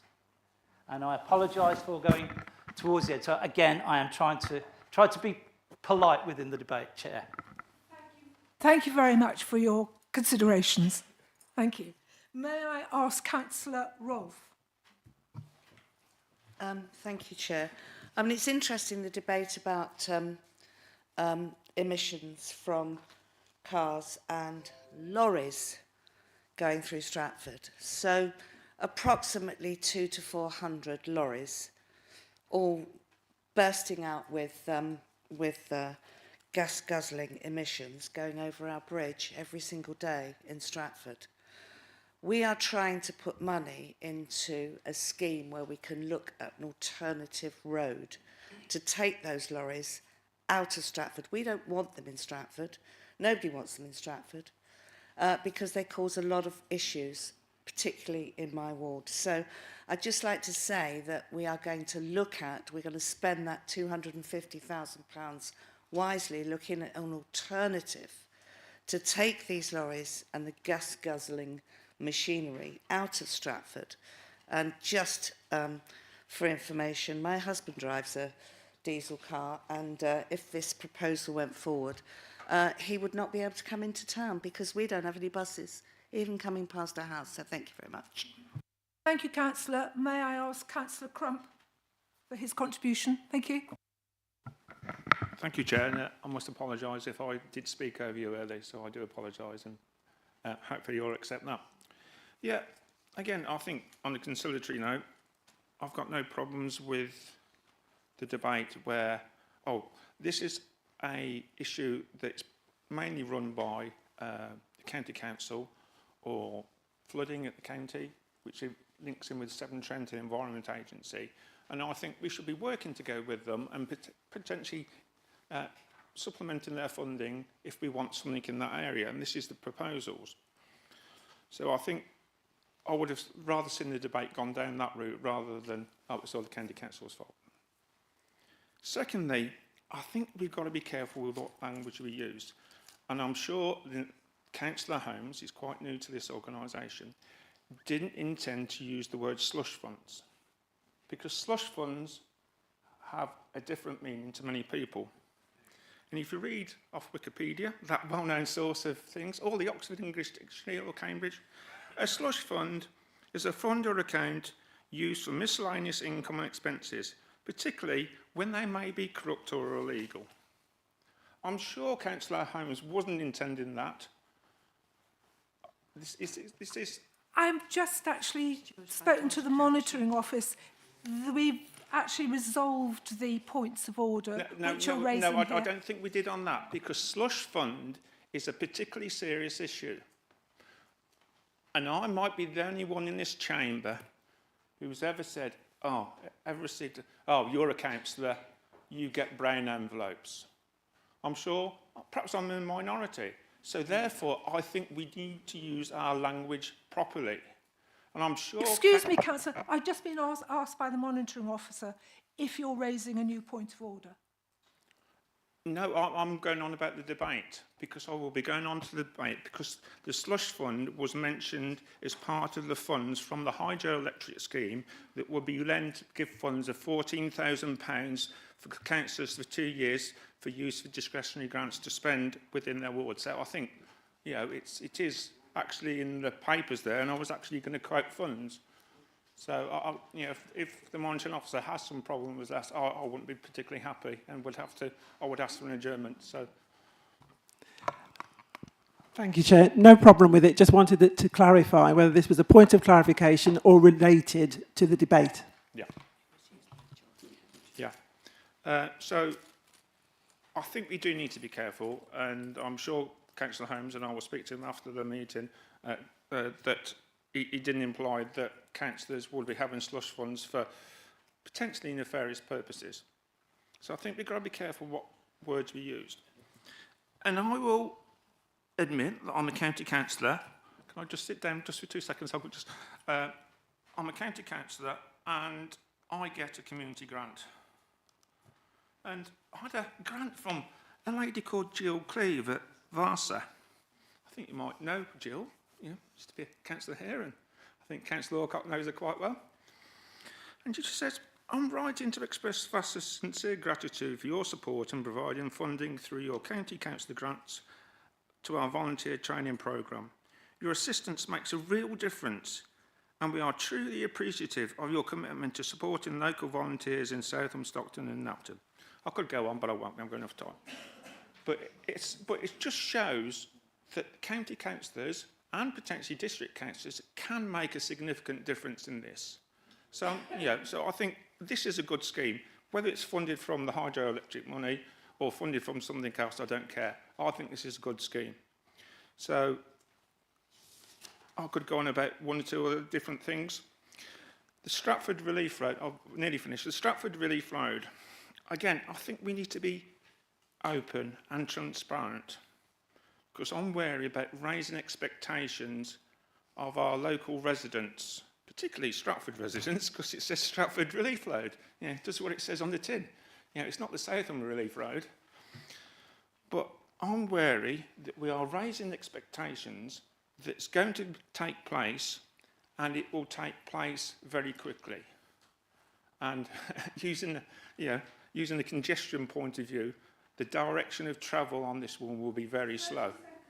So therefore, yes, if you want to look into this, but please be open and transparent with residents that, one, this isn't going to guarantee the relief road will take place, and two, it will take a long while to go through the processes anyway. And I certainly think that we're unlikely to finish this before the local government review takes place. So, on the spirit of cooperation and... 3 minutes, thank you. 5 minutes, so, thank you, Councillor Fradgley, for your indulgence. And again, once again, I do apologise if I've slightly gone over. No problem. Thank you, Councillor Crump. I now have Councillor Coles on my list. Thank you, Chair. This possibly could be done as a private conversation. I do wonder, and this is not questioning the practices of councils, but it's always interesting to see how other councils do things. I wonder if you could point me to the place on the county website where it actually reports all of that, because I just need a link. Mr. Google is not my friend with this one. It would be really helpful if you could point me so we could see how that money is spent in a different council, so we could see a model of how it's done. The other thing is, if you look at the total cost of these proposed discretionary grants, that's £1,148,000. That is an enormous sum of money across 2 years. And I do wonder whether that is the best planned, strategic, effective use of such a very, very large sum of money. If you look at some of the other projects we have planned, these go through a process of officer consideration, technical consideration. They go through overview and scrutiny, who I am sure you're aware, you're never reluctant to give us a drubbing on what we're planning to do with the council's plans with residents' money. And I do wonder, with such a very large sum of money, really, although I can see that councillors would enjoy being able to do that and helping people with that, whether really that is the best use of such a very, very large sum of money. Thank you. Thank you, Councillor. May I call on Councillor Juned? Yes, so many of the proposals do depend not only on other authorities and other organisations to implement. In fact, most of them are not implementable without the help and support of those other, or the responsibility, direct responsibilities of them. But they are hindered by past decisions as well. One of the things we are grappling with is a decision that was taken before 2011, and that's the core strategy 2011 to 2031, which talks about the Long Marston one, and it talks about having a development of 3,500 houses, but only 400 could be developed. No secondary school could be developed unless we were able to complete a South Western Relief Road before more than 400 dwellings were occupied unless a transport assessment demonstrates a higher threshold is appropriate. No demonstration, no transport assessment has been able to demonstrate that. On that particular southwestern relief road that was looked at that time, which means that the 3,500 houses can't go ahead, nor can the secondaries go, or even more. So the problem is, if Long Marston cannot be delivered, those houses will have to go somewhere else, north of the river. So you've got another conundrum. That was a decision taken back in 2011, not my decision, not our decision, that road has to be funded, or an assessment has to be found to find out why, or an assessment has to be found that asks government to help. So we are bound by planning permissions and a core strategy that is still extant. Just on some of the other things, the flooding one that came out. The Environment Agency is responsible for flooding. They've just updated their latest flood map for planning using the latest NAFRA data to assist council planners to assist in the South Warwickshire local plan to allow decisions about location and design of new residential and commercial developments. That will be taken into account through the South Warwickshire local plan, and they will work with the lead flood authority, which is the county council. So we are dependent on working with key authorities like the Environment Agency and the flood and the county council. Transport infrastructure has been mentioned. There are key people that are responsible here. One of them is the county council, but it will also be under the local government reorganisation, because of the devolution, it will be whichever strategic authority will take on that responsibility for transport infrastructure. We cannot do it alone. It is not the district council's responsibility. The same with Park and Ride. It is not a district council responsibility. We can work in partnership with, but it is a transport infrastructure authority responsibility. The Honeybourne Railroad, a refreshed business case has already been put together by all the partners that have been working on this for quite some time. It was commissioned in 24 to look at another alternative to the Long Marston conundrum, which is we cannot build in there, they cannot take the housing unless a solution can be found. So either you find a solution or you discard, find a reason why not. Otherwise, you also have to take the decision about where else those houses will have to go. There's a number of things. The Indigo one, we've already funded the county council extra money for the transport, the replacement of the bus transport thingy. Just on solar panels, because we got the funding for from the swimming pool fund for solar panels on 2 leisure centres now, we were able to bring that money in from outside. That means that there is more money available to be able to put more funding on leisure centres. And I've had a conversation about that to find out how many more solar panels we can put on our other leisure centres, including Shipston and Southam and Studley and potentially Ulster. So there is a lot that's already going on that we can do ourselves, and I'd rather suggest that we do and concentrate on those things that we can do ourselves rather than on those things where it's out of our hands and it is actually reliant on another authority to be able to do things. Thank you, Councillor. May I call on Councillor Mills?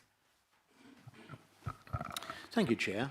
Just going on to an earlier question from Councillor Coles on the Community Council grant.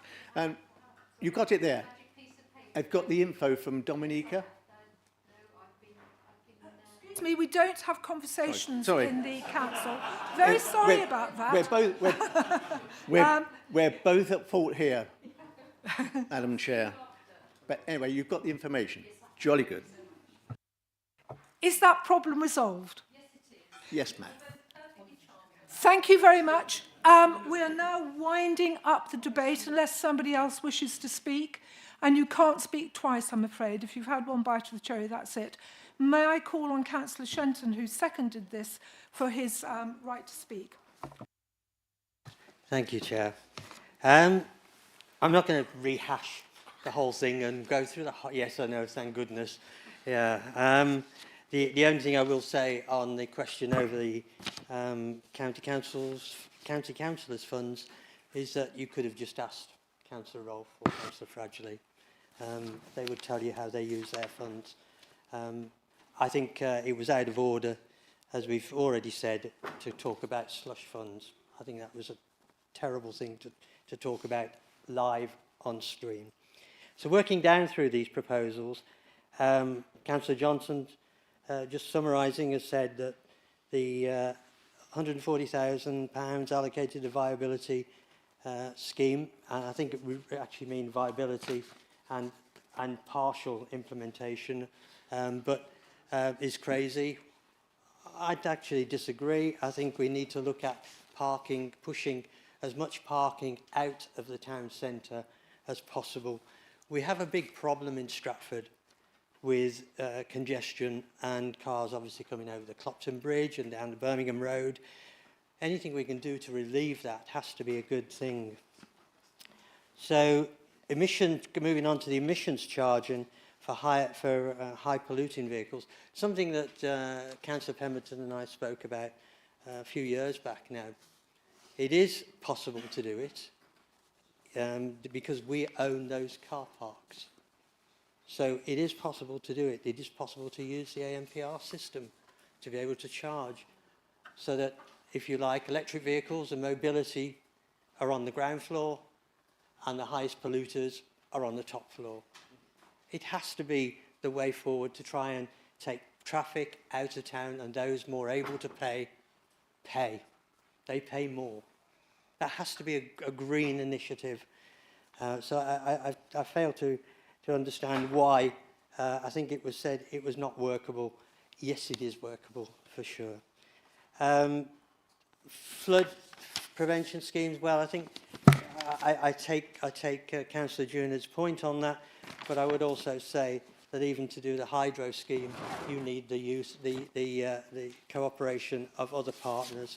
So it is no different to that in that respect. We have problems in Henley and Arden, as Councillor Rice will know, with flooding.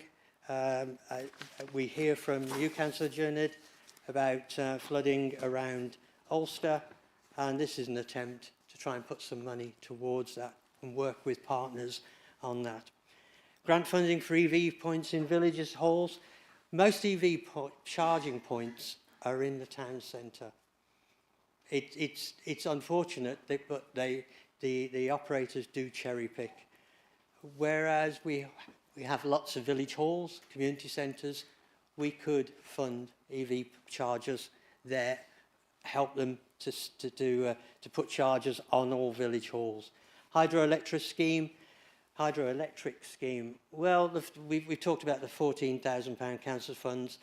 There is the money that the delegated budget that county councillors have is subject to intense scrutiny. The councillor does not have the ultimate say on that. The officers have the say. And in terms of Bridgeway Car Park 2-tier price scheme, well, we've talked about that. That's easy to do. Scarborough do it very well. Oxford have variable pricing. If you want to go into Oxford, you will pay a hefty price for it. We have to look at all the solutions, push the cars out of the town centre. And I would commend all of these to you. I know it's highly unlikely that anyone will that you will pass this, but they are meant in all seriousness. They're green. A lot of these are green initiatives. Thank you, Chair. Thank you very much, Councillor. May I call on Councillor Wally Hoggins to wind up this part of the debate? Thank you.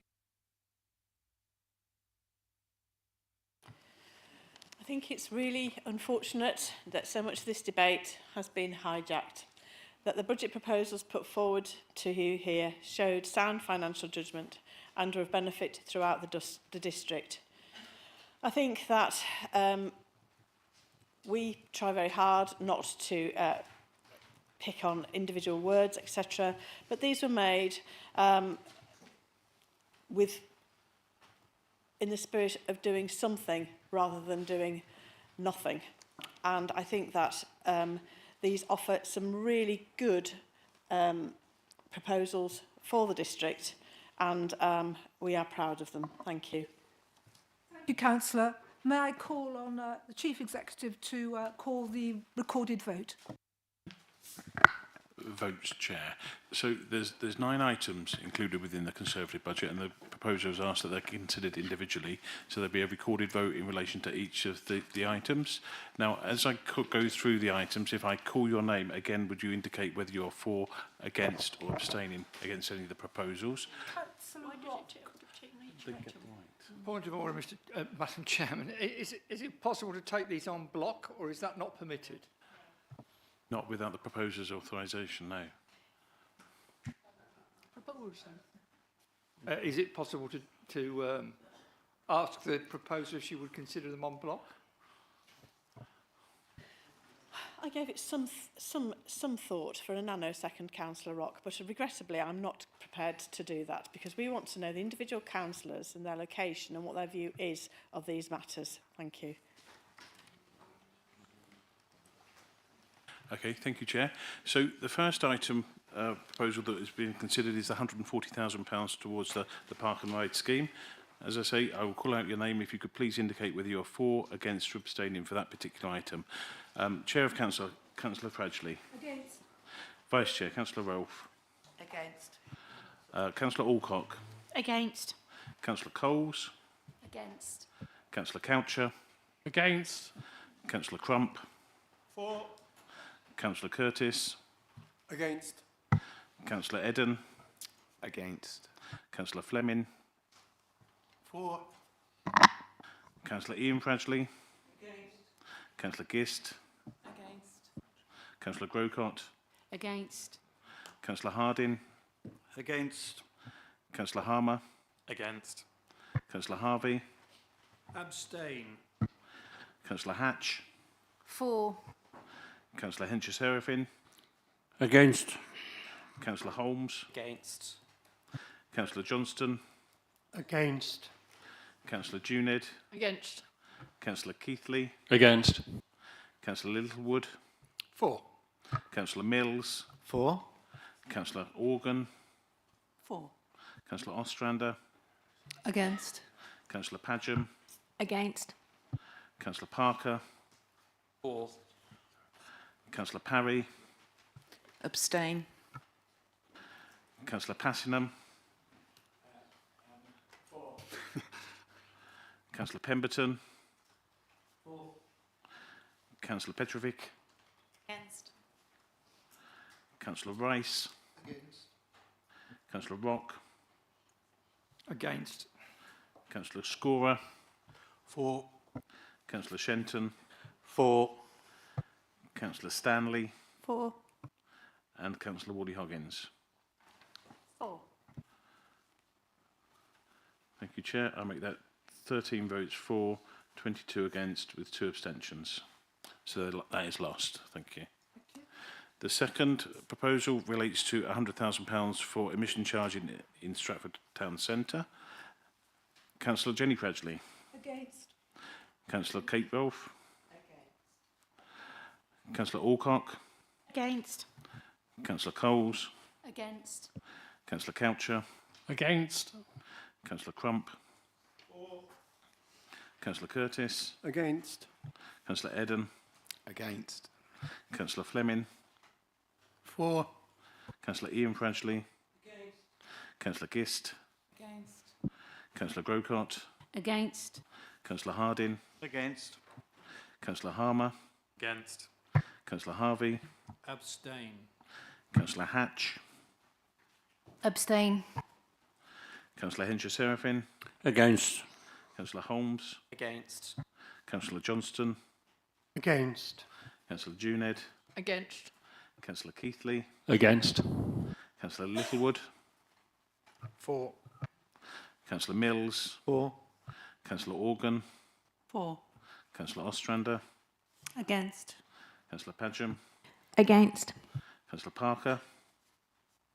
Abstain. Councillor Parry. For. Councillor Passingham. Abstain. Councillor Pemberton. For. Councillor Petrovic. Against. Against. Thank you. Councillor Rice. Against. Councillor Rock. Against. Councillor Scorer. For. Councillor Shenton. For. Councillor Stanley. For. Councillor Wally Hoggins. For. Thank you, Chair. I make that 11 votes for, 22 against, with 4 abstentions, and therefore that item is lost. The next item is 1.9 million to fund flood prevention schemes. Chair of Council, Councillor Fradgley. Against. Councillor Rolfe. Councillor Alcock. Against. Councillor Coles. Against. Councillor Coucher. Against.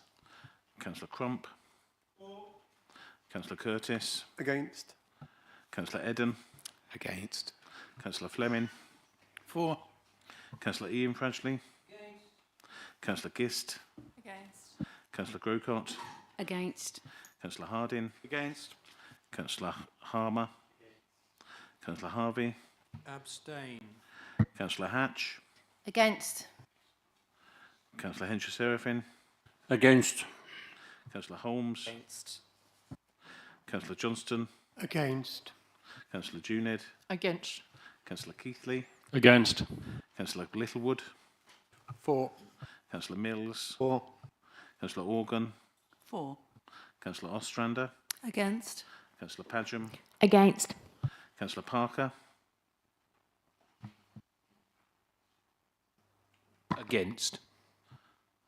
Councillor Parry. For. Councillor Passingham. Against. Councillor Pemberton. For. Councillor Petrovic. Against. Councillor Rice. Against. Councillor Rock. Against. Councillor Scorer. For. Councillor Shenton. For. Councillor Stanley. For. Councillor Wally Hoggins. For. Thank you. I make that 11 votes for, 25 against, with 1 abstention. So that item falls. The next item relates to grant fund match funding for EV points in village halls.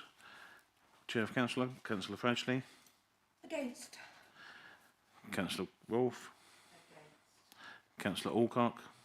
Against. Councillor Coles. Against. Councillor Coucher. Against. Councillor Crump. Councillor Curtis. Against. Councillor Eden. Against. Councillor Fleming. For. Councillor Ian Fradgley. Councillor Gist. Against. Councillor Grocott. Against. Councillor Harding. Against. Councillor Harmer. Councillor Harvey. Abstain. Councillor Hatch. Against. Councillor Henshaw Seraphin. Against. Councillor Holmes. Against. Councillor Johnston. Against. Councillor Junid. Against. Councillor Keithley. Against. Councillor Littlewood. For. Councillor Mills. For. Councillor Organ. For. Councillor Ostrander. Against. Councillor Padgham. Against. Councillor Parker. Against. Councillor Parry. For. Councillor Passingham. Against. Councillor Pemberton. For. Councillor Petrovic. Against. Councillor Rice. Against. Councillor Rock. Against. Councillor Scorer. For. Councillor Shenton. For. Councillor Stanley. For. And Councillor Wally Hoggins. For. Thank you, Chair. I make that 11 votes for, 25 against, with 1 abstention, and therefore that also falls. The fifth proposal, it relates to the £15,000 fund for councillors for 2 years. Chair of Council, Councillor Fradgley. Against. Councillor Rolfe. Councillor Alcock. Against. Councillor Coles. Against. Councillor Coucher. Against. Councillor Crump. Councillor Curtis. Against. Councillor Eden. Against. Councillor Fleming. For. Councillor Ian Fradgley. Councillor Gist. Against. Councillor Grocott. Against. Councillor Harding. Against. Councillor Harmer. Councillor Harvey. Abstain. Councillor Hatch. Against. Councillor Henry-Serafin. Against. Councillor Holmes. Against. Councillor Johnston. Against.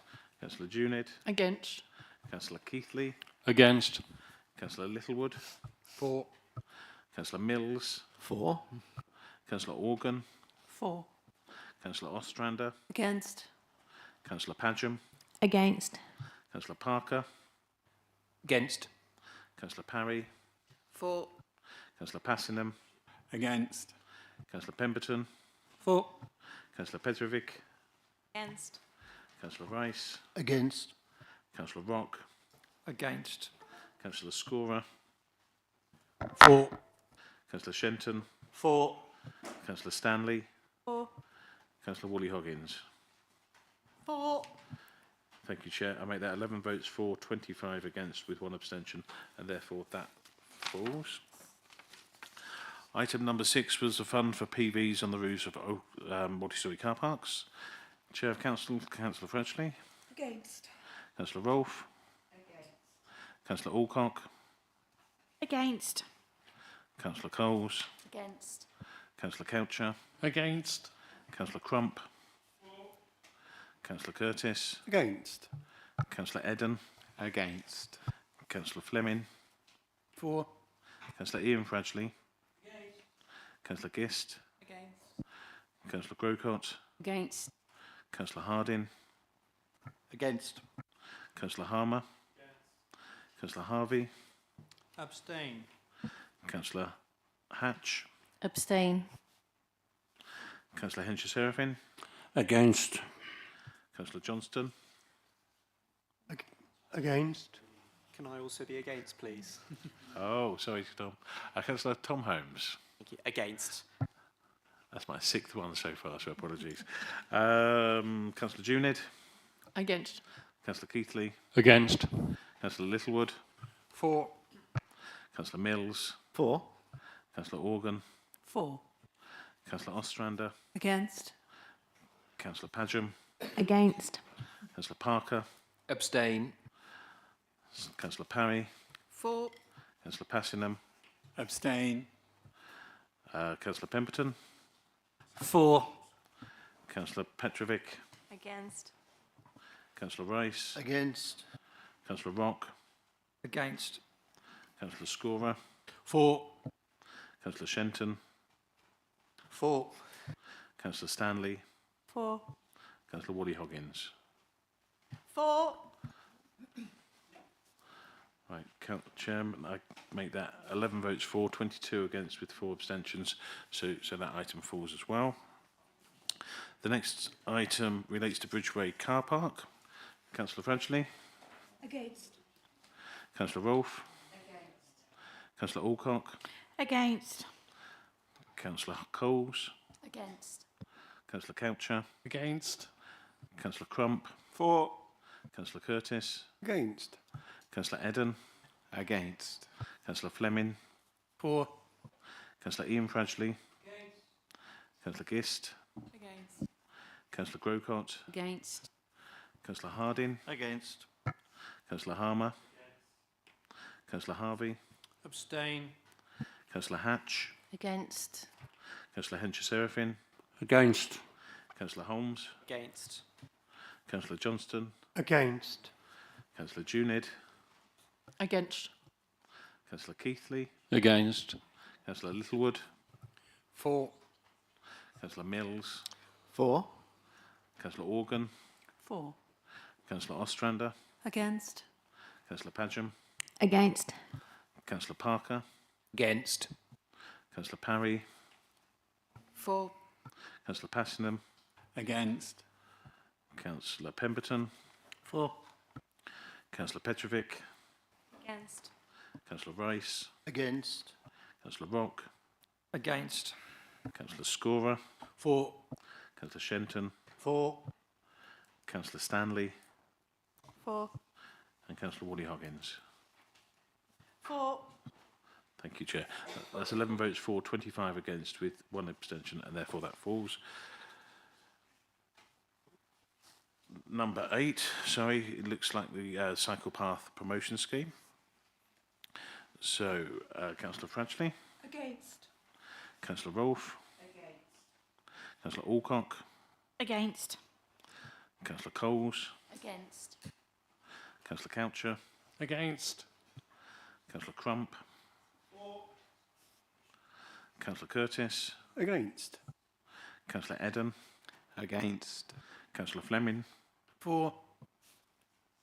Councillor Ian Fradgley, Councillor Gist, Against. Councillor Grocott, Against. Councillor Harding, Against. Councillor Harmer, Councillor Harvey, Abstain. Councillor Hatch, Abstain. Councillor Henry-Serafin, Against.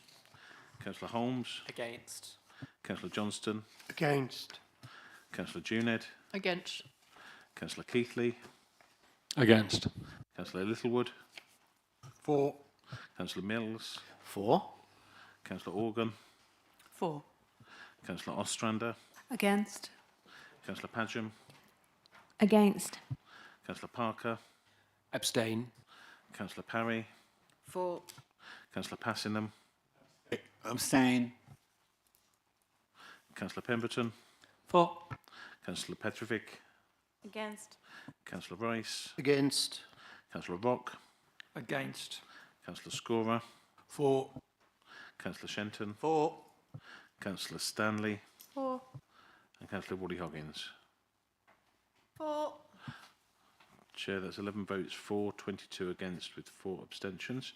Now move to the final item relating to the £50,000 to fund the 80th anniversary commemorations for VE Day. Councillor Jenny Fradgley. Against. Councillor Rolfe. Councillor Alcock. Against. Councillor Coles. Against. Councillor Coucher.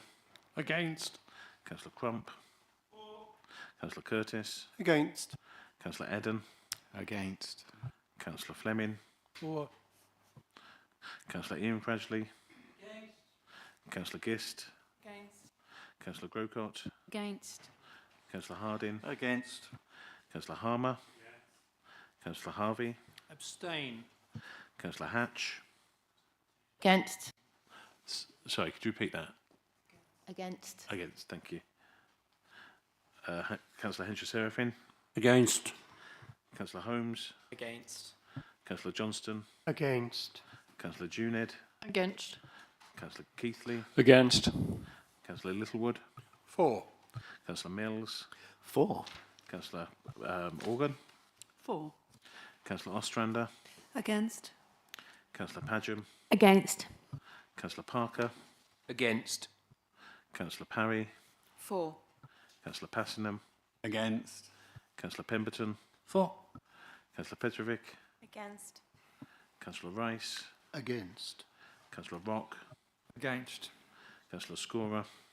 For. Councillor Shenton. For. Councillor Stanley. For. Councillor Wally Hoggins. For. Thank you, Chair. That's 11 votes for, 25 against, with 1 abstention. So that fails too. Thank you. Sorry. Brings that part of the debate. Would you like to have a 5-minute break now, or do you want to carry on with the next part of the debate? All the amendments failed. Would you like a quick comfort break? Thank you. Can we be back here by 25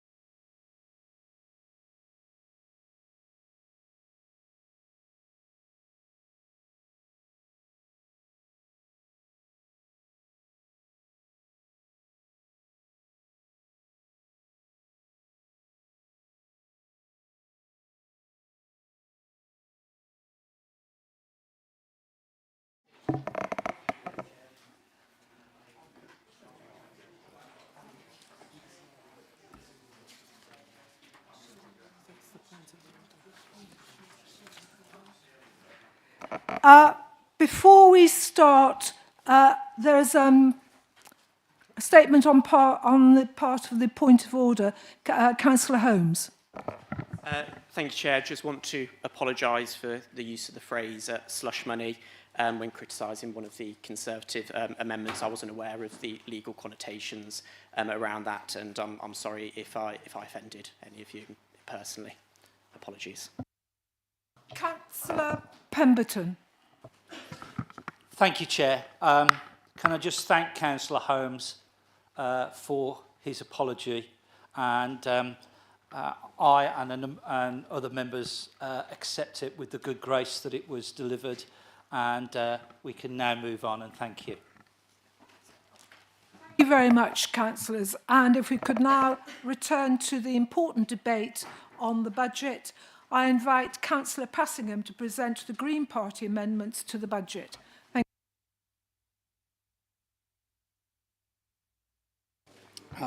Thank you, Chair. There is nothing sustainable about a southwest or a road south of Stratford. There is nothing sustainable about it. Building it will cause most carbon emissions of any other project in the whole of Stratford district for years to come. In the concrete, the embedded carbon emissions from concrete and the constructing of it. It will destroy countryside and habitats. That's not sustainable. There are plenty of other ways of reducing traffic in Stratford. We've heard quite a lot of them today. Emissions charging, park and ride, pedestrianisation, all sorts of things can reduce traffic in Stratford, and it will make it a lot nicer place to live. We won't be so car dependent. People in Long Marston won't be so car dependent. Tourists coming to Stratford won't be so car dependent. So our amendment is to promote the sustainable alternative to the road. The rail track to Long Marston and Honeybourne is there. It's been there since 1970-something when they closed it. It's been preserved. It's a wide gauge, so there's enough room for the track, for cycles, and for pedestrians.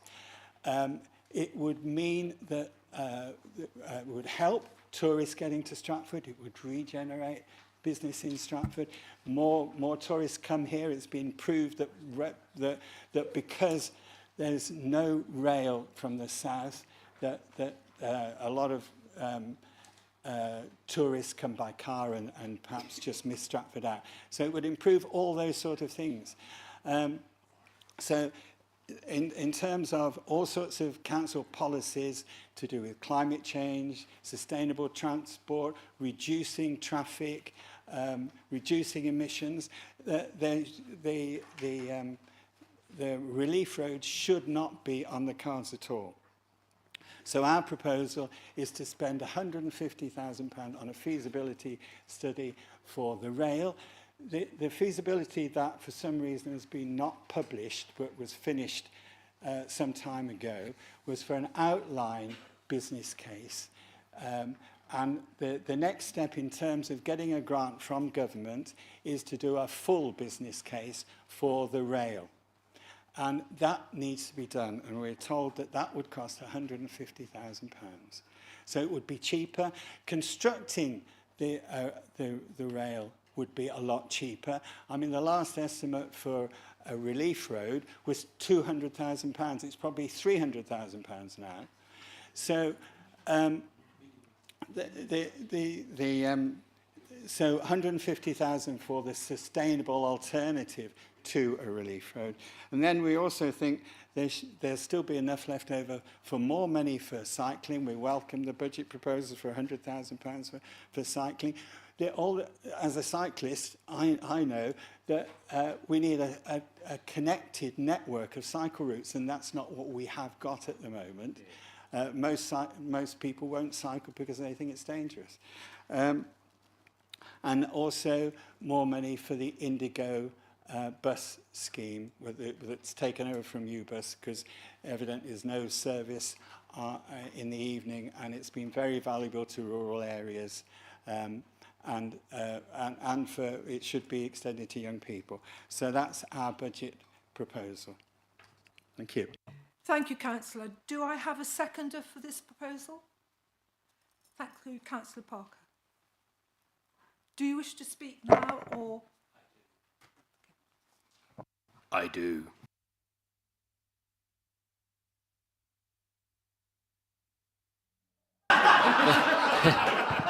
Then I shall speak. Sorry. I was simply reserving my right, but I will speak now. And I just want to speak, and there has been and there is a little bit of a divide in this chamber about those who have wards within Stratford and those who are in the more rural areas. And I'm in Snitterfield and Claverton, somewhere between the two. But even in that somewhere between the two, the Indigo bus is a really, really important feature, and I think is a brilliant feature. It's really unfortunate that it's got loads of teething problems, and if I was a smarter person, then I would have been on this from the start. But I hope things are improving now, and I will keep abreast of it. But ultimately, we in the Green Group would like to drive this further, to provide a better service and a longer service. I notice that if you go to the Stratford District Council website, it's totally full of bunkum about the service. If you go to the Warwick County Council website on this service, it's bunkum. It's all out of date. It's not correct. In my recent newsletter to my residents, I tried to write about it, only to find that everything I'd written by gleaning it from that site was wrong, and I learnt this from residents who are using it, and then by phoning the line to try and book one myself, I was able to find that it's bunkum. So it's really unfortunate, and we need to find a way to get this up to date, get this U-bus, the replacement of the U-bus, the Indigo bus plus up and running. But I'll get back to the point because I have digressed, and I apologise. You've been very patient with me. The thing that we would like to do is get it to run later in the evening to 7 o'clock, and we would also like to get an appropriately older teenagers onto it. We want to facilitate those living in these outlying villages that do have elder teenagers, get them to be able to use it, get them to be able to come into Stratford to go to other friends, facilitate them not being in front of the Xbox or whatever it is they do on social media, and get them interacting in person. So that's what I would love to see, and that's why we put some money into it. It's not going to happen this year, but I hope it will be considered in future years. Thank you. Thank you, Councillor. Would anyone now like to speak? Councillor Rolfe, Councillor Coucher, Councillor Coles, Councillor Pemberton. Thank you, Chair. May I just go back to the 200 to 400 diesel lorries that go over our bridge every single day? How are you going to charge those? Because I'm back in 2009, I did a petition in the whole of Stratford to stop the lorries going over the bridge. I had 4,500 signatures, and I took it to County Council. It's just before I became a county councillor. And it was turned down. The reason it was turned down is because all the lorry companies came to me and to County Council and said, if you impose this restriction on our lorries going over the bridge and going elsewhere, that we would do more mileage to get to the M40. More mileage there, more mileage back, and therefore the costs of the goods that we are travelling inside our vehicles will go up. I mean, that's the choice you've got. I'd love to see the lorries go out of our town, but how are you going to make those charges? Thank you. Is this on the Greens? They were talking about agreeing with the ULEZ charges of diesel vehicles coming into our town. That was a Conservative, but never mind. Let's move on from there. Councillor Coward. Chair, as you will not be surprised, that clearly not in favour of this particular motion. What we have to remember is that this council is charged with finding 27,000 new homes before 2050. One of the potential locations for some of those may well be in the Long Marston area, but as Councillor Keithley will say, if you don't produce the infrastructure, it just will not work. And I would have thought, as a councillor representing Shipston and seeing the reaction to a fraction of that number of housing being proposed in that area and seeing the public reaction to it, we have to look at sustainable options here. And therefore, if we are going to look at Long Marston and the Meon Vale area generally, and trying to create a more rounded community there with perhaps its own school and own facilities, then we frankly do need to improve road access. And at the moment, all we've got at the moment is a reviled scheme of the Southwestern Relief Road, which nobody wants to build. So unless we actually evaluate that, we frankly are driving a coach and horses through the South Warwickshire local plan that we are currently putting together at the moment. So my view would be we have to do that study. What I would say in relation to the rail study is we're already on that case. As you will aware, we are working closely with colleagues in Gloucestershire and Worcestershire, and we've already funded the first part of that study. We're not going to pay £150,000 for the next part. That's also, I'm sure, going to be done with our partners in other counties as well. And so therefore we don't need to find that amount of money from this particular budget to take that forward. I share your views of trying to re-establish a rail link. I think it would be a positive rule. I think it was a mistake of this council to remove that from our strategic proposals in 2012. And clearly with the South Warwickshire local plan, we have the opportunity to reinstate that. And I think there's still much more mileage to go in relation to that particular proposal. So I have to say, I have to vote against this proposal, largely because I don't think it helps us take our planning policies forward. Thank you, Councillor. Councillor Coles. Thank you, Chair. Just quickly on the Indigo service, we are working with the officers at the County Council on trying to get improvements. There have been some, there are more to go. There is a contract in place and we are having a review soon where all these issues will be raised. With the question of opening it to younger people, you would be having to work a new contract and go through procurement and all the rest of it. So I hear what you're saying and I don't disagree with you, but for this purpose, I won't be supporting it, but I know where you live, so I will, yeah, we'll have the conversation.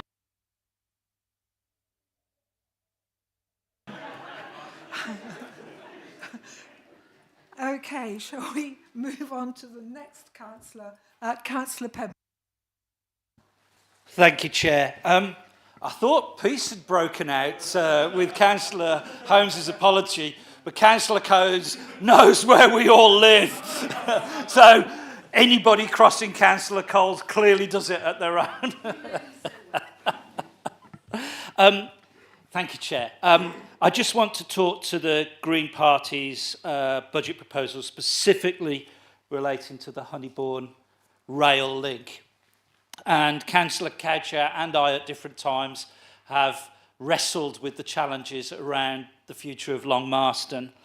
I had come to the view and remain of the view that it's clear that the rail link, even at outline, didn't pass muster when it went before the Department for Transport last time around, and it is difficult to see how it would do so this time. And I say that on the basis that the solution is heavy rail that the Shakespeare Group promote, and I am struggling to see how a heavy rail solution, certainly my understanding Network Rail are of the view that a heavy rail solution along using the Greenway would absolutely exclude other uses such as cycle and footway. And it is difficult to see the regularity of services that could open up the south in the way that is suggested by the promoters, particularly given the challenges around access into Paddington, either through Oxford and or Reading because of capacity issues. From my perspective, I have always felt that if Long Marston is to become a self-sustaining community where there is true modal shift, that is best supported by what might be termed a very light rail solution along the Greenway, connecting to a 15-minute service from Stratford to Leamington Spa, connecting to a 30-minute or 25-minute service into Birmingham, and using the line from Long Marston again for a shuttle to pick up the Paddington line at Honeybourne, and for improved frequency of services, and by that route to get a modal shift in any future larger LMA, if that becomes one of the new settlement options, and or a way of opening up. If someone living in Long Marston could be in Birmingham city centre in south of an hour, why would they use their car? So I superficially see the attraction of rail, and I'm not against rail. I think greater rail use alongside greater bus use is absolutely part and parcel of the mix.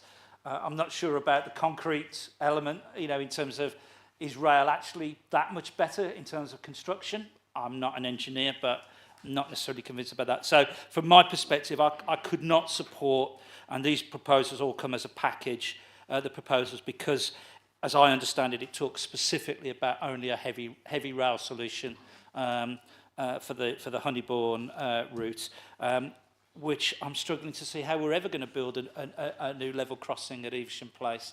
So unless you can find the cash for a tunnel to get yourself through. So on that basis, I can't support that. I understand and appreciate the sentiment, particularly around the shift that we must all make in relation to transport, but I'm not sure this is the right solution. Thank you. Thank you, Councillor. May I call on Councillor Hatch? We're not committed to the heavy rail solution at all. This is just to open the discussion about rail, and we're in touch with industry experts. We want to make use of the Rail Innovation Centre that is at Long Marston, that has plenty of really interesting light rail solutions out there. So that is definitely in the mix. And we have been assured that a light rail, or any rail of course we wouldn't want to stop the Greenway, the use of the Greenway. So that is, it would run alongside that. And it would just be an example of an exciting innovation, and to reflect that rail use needs to increase in this area. And it's a way of also showing our support for the Long Marston Garden Village development. Thank you, Councillor. Councillor Keithley. Thank you, Chair. Well, I hadn't prepared anything particularly to say, but I wanted to speak because, of course, you've been talking about my ward principally, Long Marston, where we're looking to put a lot more houses. What you probably don't know, councillors don't know, is that I actually invited Councillor Hatch and the other Greens to Long Marston, and we had a cycle about, and you saw, didn't you, firsthand, just how important active travel solutions are going to be around those particular developments. What I think I'm struggling with your proposal number one, to be truthful, and I'll explain why. First of all, the proposal to look at rail reinstatement is not a new one. As you probably know, Arup produced a report back in 2012, and there's been various iterations and refreshes of that. And as Councillor Coucher said, that's the latest refresh is still on the table, and we're looking at it. But what I know that's already been suggested by Councillor Pemberton is that the heavy rail solution is really the only one that stacks up with any sort of viability at all. And the reason for that is heavy rail opens up a link to the North Cotswold line, and it also provides a route down to London, and for trains to get through to Birmingham. So I know the light rail solution, which I would kind of love, having been up there with you guys, and cycling alongside it. It seems like such a good idea, but there is no financial prospect of it working, even if Long Marston is built out to 10,000 homes, because there is insufficient passenger demand to support it. So unfortunately, the latest report of many is suggesting heavy rail. And heavy rail brings with it a significant investment. I'm a civil engineer, as you guys know. The figures are knocking on for 200 million to build it, and then operating subsidies would be about 7 million a year, because they're just insufficient passenger numbers, even at the most optimistic level of demand, which includes 10,000 homes in E1, and it includes many more tourists to Stratford-on-Avon. So, I mean, I've been talking to residents for a long time about this. Many don't want to see destruction of the greenway. Those trees and hedgerows have been there since 1976 without any problems. If you go and stand next to 2 tracks from Evesham to Honeybourne, you'll see the amount of space that is required for these trains these days, and the area that a train pushes through. So what I wanted just to say was that for those sorts of reasons, understanding, unfortunately, that other options like light rail really aren't going to be there for us, that heavy rail, another report on heavy rail, in my opinion, would not necessarily be money well spent. But we'll wait to see what the review on the latest refresh brings, as Councillor Cowett just know going to have a close look at it. Thank you. Thank you, Councillor. Councillor Parry. Thank you, Chair. I just wanted to really concur with my colleague across the chamber, Councillor Keeley, on your views with regard to the green proposals, which I understand why you've tried to look at it. It's something certainly over the last 10 years it comes up on agendas and then it goes away. But unfortunately, it is a major funding issue. I also think we're living in a totally, well, we all know we're living in a totally different world following the impact of COVID. And the work from home culture is changing totally transportation issues and the viability in particular of introducing new rail lines. And I know we looked at the light rail solution. So whilst I understand why you've brought this forward, I do concur with Councillor Key. We often concur on the same page at our planning committees. So here's another example where I do understand exactly where you're going from, and there has been extensive research on this area. And whilst it would be a very welcome issue if we had the funding, the cost of bringing in a heavy rail solution is, well, we've got to do more than win Euro millions, I think. And also the pleasure people get from walking along the greenway, cycling and dog walking, and even trying to sort of place your bets while watching the race is going on. So I concur with Councillor Keeley, but I do thank you for bringing it up, because it is important always to refresh ideas and take things forward. Thank you. Thank you, Councillor Parry. Councillor Fleming. Yeah, thank you, Chair.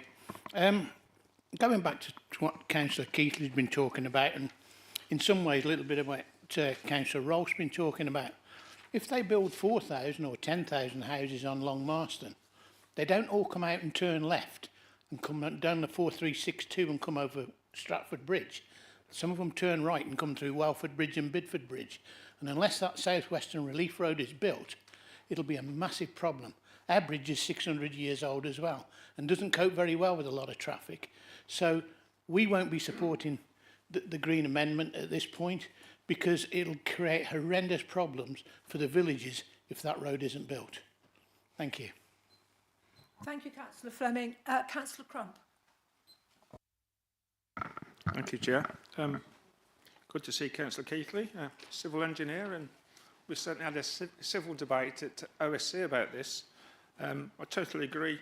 The £7 million a year subsidy, the compulsory purchases, impinging on the Greenway, which has many health benefits and mental health benefits. So I think, I can't agree with this. We are again raising expectations, and I think the members of the public do deserve better.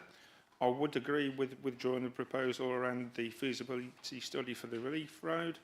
Find it quite ironic about the 50k for improvements to cycling provision, yet the Greens voted against our plan, our £10,000 to encourage cyclists to use the cycle path. A bit contradictory. And item number 3 has some benefits, but we do need to look at those, and I agree with Councillor Coles on that. So I'm agreeing with Councillor Keithley and Councillor Coles. So, well, yeah, I'm scared that she knows where I live. But the only consolation is if she comes to my house, I'll have to tell her some of my jokes. So, so I might be safe. So I won't be supporting this motion. It has some merit, but in overall terms, I don't think it has. And again, to agree with Councillor Keithley, that we raised at OSC, I think that the feasibility study for item number 1 is definitely a non-starter, and it needs to hit the buffers. Oh, come on, that's the first one today. Thank you, Councillor Crump. If no one else wishes to speak, may I ask Councillor Passingham to wind up this part of the debate?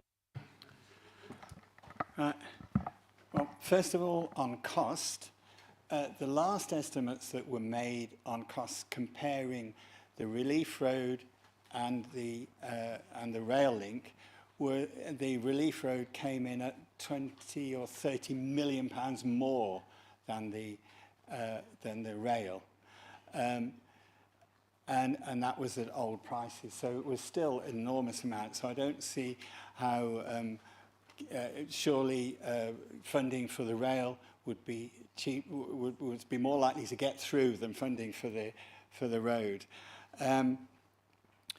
If Long Marston is going to be a sustainable community like the South West Relief Plan, South Warwickshire local plan is intending, it should be a self-sustaining settlement, a 20-minute community. People should be able to get to their jobs, to the doctor's surgery, be able to do everything on a bike or walking within 20 minutes. And that is in the plan, and that's what we should be aiming at. So I repeat, the sustainable solution is a rail, and I personally think that heavy rail is possible. It would have many advantages over light rail, but light rail does need to be considered. But surely, what needs to be done? We have two alternatives. One which is very unsustainable, won't reduce traffic, and we have one that everybody admits is far more sustainable, far less carbon emissions, gets people out of their cars, gets people to travel healthily. And we are, well, the council seems to be pushing the unsustainable one, despite all of its policies in terms of sustainability. So the rail study should come first. We should see how many more houses can be built in Long Marston. My personal opinion is most of them can, if all the other sustainable parts of the local plan are put together and it is a proper settlement with 20-minute communities. So as far as traffic inside Stratford, as I said before, a road will just encourage more traffic, but there are lots of ways of reducing traffic inside Stratford, and many of them being mentioned today. So, and there could be ways of looking at what we can do about lorries as well. But overall, there's good ways of reducing traffic in Stratford. The road will increase traffic overall. It will encourage more car dependency, and The rail option is the far more sustainable one, and it's that that should be the priority, not just of this budget, but of the South Warwickshire local plan. Thank you, Councillor. I think you said beforehand we could take your 3 proposals on block for the vote. Are you happy with that? I think a round of applause there. Thank you very much, Councillor. Thank you, Chair. So, Councillor Clear, the proposal is printed on the green paper. Again, I'll be asking whether you're for, against or abstaining in relation to those proposed amendments. Chair of Council, Councillor Fradgley. Against. Councillor Rolfe. Against. Councillor Alcock. Against. Councillor Coles. Against. Councillor Coucher. Against. Councillor Crump. Against. Councillor Curtis. Against. Councillor Eden. Against. Councillor Fleming. Against. Councillor Ian Fradgley. Against. Councillor Gist. Against. Councillor Grocott. Against. Councillor Harding. Against. Councillor Harmer. Against. Councillor Harvey. Against. Councillor Hatch. For. Councillor Henshaw Seraphin. Against. Councillor Holmes. Against. Councillor Johnston. Against. Councillor Juned. Against. Councillor Keithley. Against. Councillor Littlewood. Against. Councillor Mills. Against. Councillor Organ. Against. Councillor Ostrander has now left. Councillor Padgham. Against. Councillor Parker. For. Thank you. Councillor Parry. Against. Councillor Passenham. For. Councillor Pemberton. Against. Councillor Petrovic. Against. Councillor Rice. Against. Councillor Rock. Against. Councillor Scorer. Against. Councillor Shenton. Against. Councillor Stanley. Against. Councillor Wally Hoggins. Against. Thank you, Chair. I make that 3 votes for and 33 against, and therefore that's lost. Thank you. Thank you. So that motion is lost. We now move on to the 3rd and final part of this budget debate, where Councillor Curtis will present the... It's already been presented, right? So that's been presented. So we're now going on to the discussion. Does anybody wish to speak? Oh, first of all, before we do that and commence on our next 3 hours, we've actually reached the 3 hour. Are you happy to carry on with this meeting to finish the business of the day? Could you raise your hands if we can move on for the next half hour if we're clever? Okay, thank you. Those against? It's carried. Sorry, Councillor Perry. Okay. Do I have anybody who wishes to speak? Yes. Right. Councillor Harvey. Councillor Harvey. Thank you, Chairman. To govern is to have the responsibility to making choices. This Liberal Democrat administration has got the right to propose its budget as it has. The Task and Finish group has reviewed it, and financially it's deliverable and it's sound. Now, I may not agree with every proposal that's within it. In fact, there are some I don't. But the one major element which disappoints me is that the effectively windfall income that the council has received over the last couple of years in the form of interest rates on its balances has been used predominantly to finance or proposed finance of 2 major projects. One is the hydroelectric power station, and the other is the move towards buying properties in order to deal with addressing the housing problem for those who are homeless. Taken together, those proposals have a value of about £4 million. That's £4 million the Liberal Democrat administration is choosing to put down those particular routes.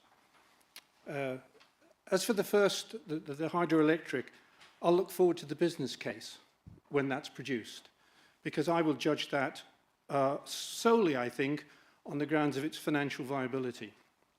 The background to that is that if the UK is responsible for something like 1% of the global emissions, if you've got China opening coal mines at a rate of knots, if you've got India determined to industrialize in a significant way over the next decade, and now that you've got Trump decimating the environmental agencies and drilling for oil and opening up as many fossil fuel avenues as he can, the chances of a power station in Stratford making any contribution of any significance on a climate change basis is minimal, minuscule even. So my disappointment lies in the fact that there are obligations which this council has towards gypsies and travellers for the provision of sites. And I say that not only for the benefit of gypsies and travellers who might use sites, I say it for the benefit of residents within the district generally, who would have the certainty of knowing where gypsies and travellers' sites are likely to be located. The last administration tried voluntarily to find solutions and called for sites and found none. I know this is a difficult decision and a difficult issue. It's difficult from a political point of view because it has its unpopularity element to it. But it's an obligation. It's not a statutory obligation as I understand it, but it will be an obligation if we're going to get a local plan through an inspector that we make suitable provision. So my disappointment with this budget is that there isn't money allocated to buying land in sites, on sites, which meet the criteria, which enable the planning committee to be in a stronger position to resist applications where they are relate to sites which have been produced by independent action. It has happened in the past, and if we don't address, if you, the administration, don't address the issue, it will be addressed by people who will, evidence shows, will choose sites which are not the ideal and will end up with problems that we can avoid. You could do everybody a favour by grasping this nettle and putting money aside from the £4 million additional revenue you've generated over the last couple of years towards this particular end. I will vote for the proposals on the basis they are sound. That doesn't financially sound. That doesn't mean I don't have my criticisms. Thank you, Chairman. Thank you, Councillor. Are there any other speakers? May I go to the seconder of the proposal, Councillor Junaid? Could I formally just say thank you to so many people that have contributed.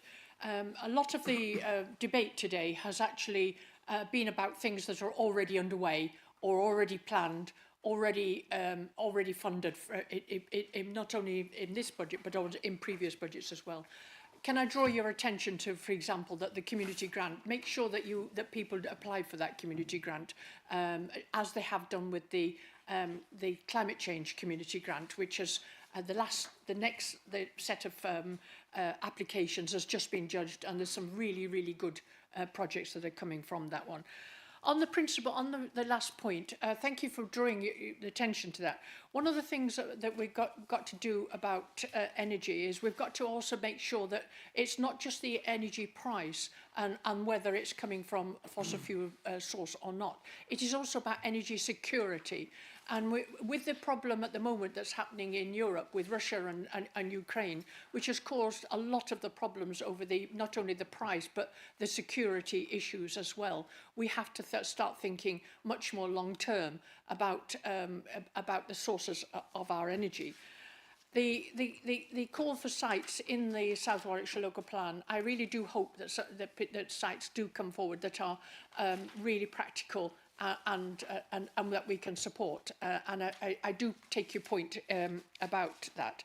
But one of the crucial things that we've got to do is to make sure that the young people in our area can actually stay in the area or can be attracted to live in our area by having homes that are affordable.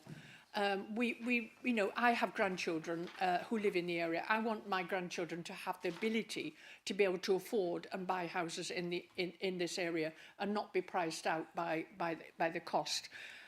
But when we have to reach government targets, but I would prefer it to be government targets that are interpreted into what we want, which is affordable homes for young people, but also proper infrastructure and making sure that when we build communities, we're also building communities that are long-term able to sustain themselves, have good environments about them and have the schools, etc.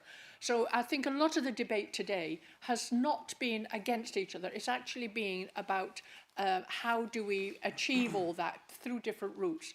I hope that you will look at the budget that has come forward from our group to say that a lot of that is very much about achieving what was all agreed by this council under the council plan, and that is the kind of a much more holistic way of looking and coherent way of looking at everything so that we can provide for the future rather than trying to do little projects that are out of kilter one with the other. We have to work much more also with our partners and with government and be able to put forward coherent plans to government if we are to attract development money into this area for the infrastructure.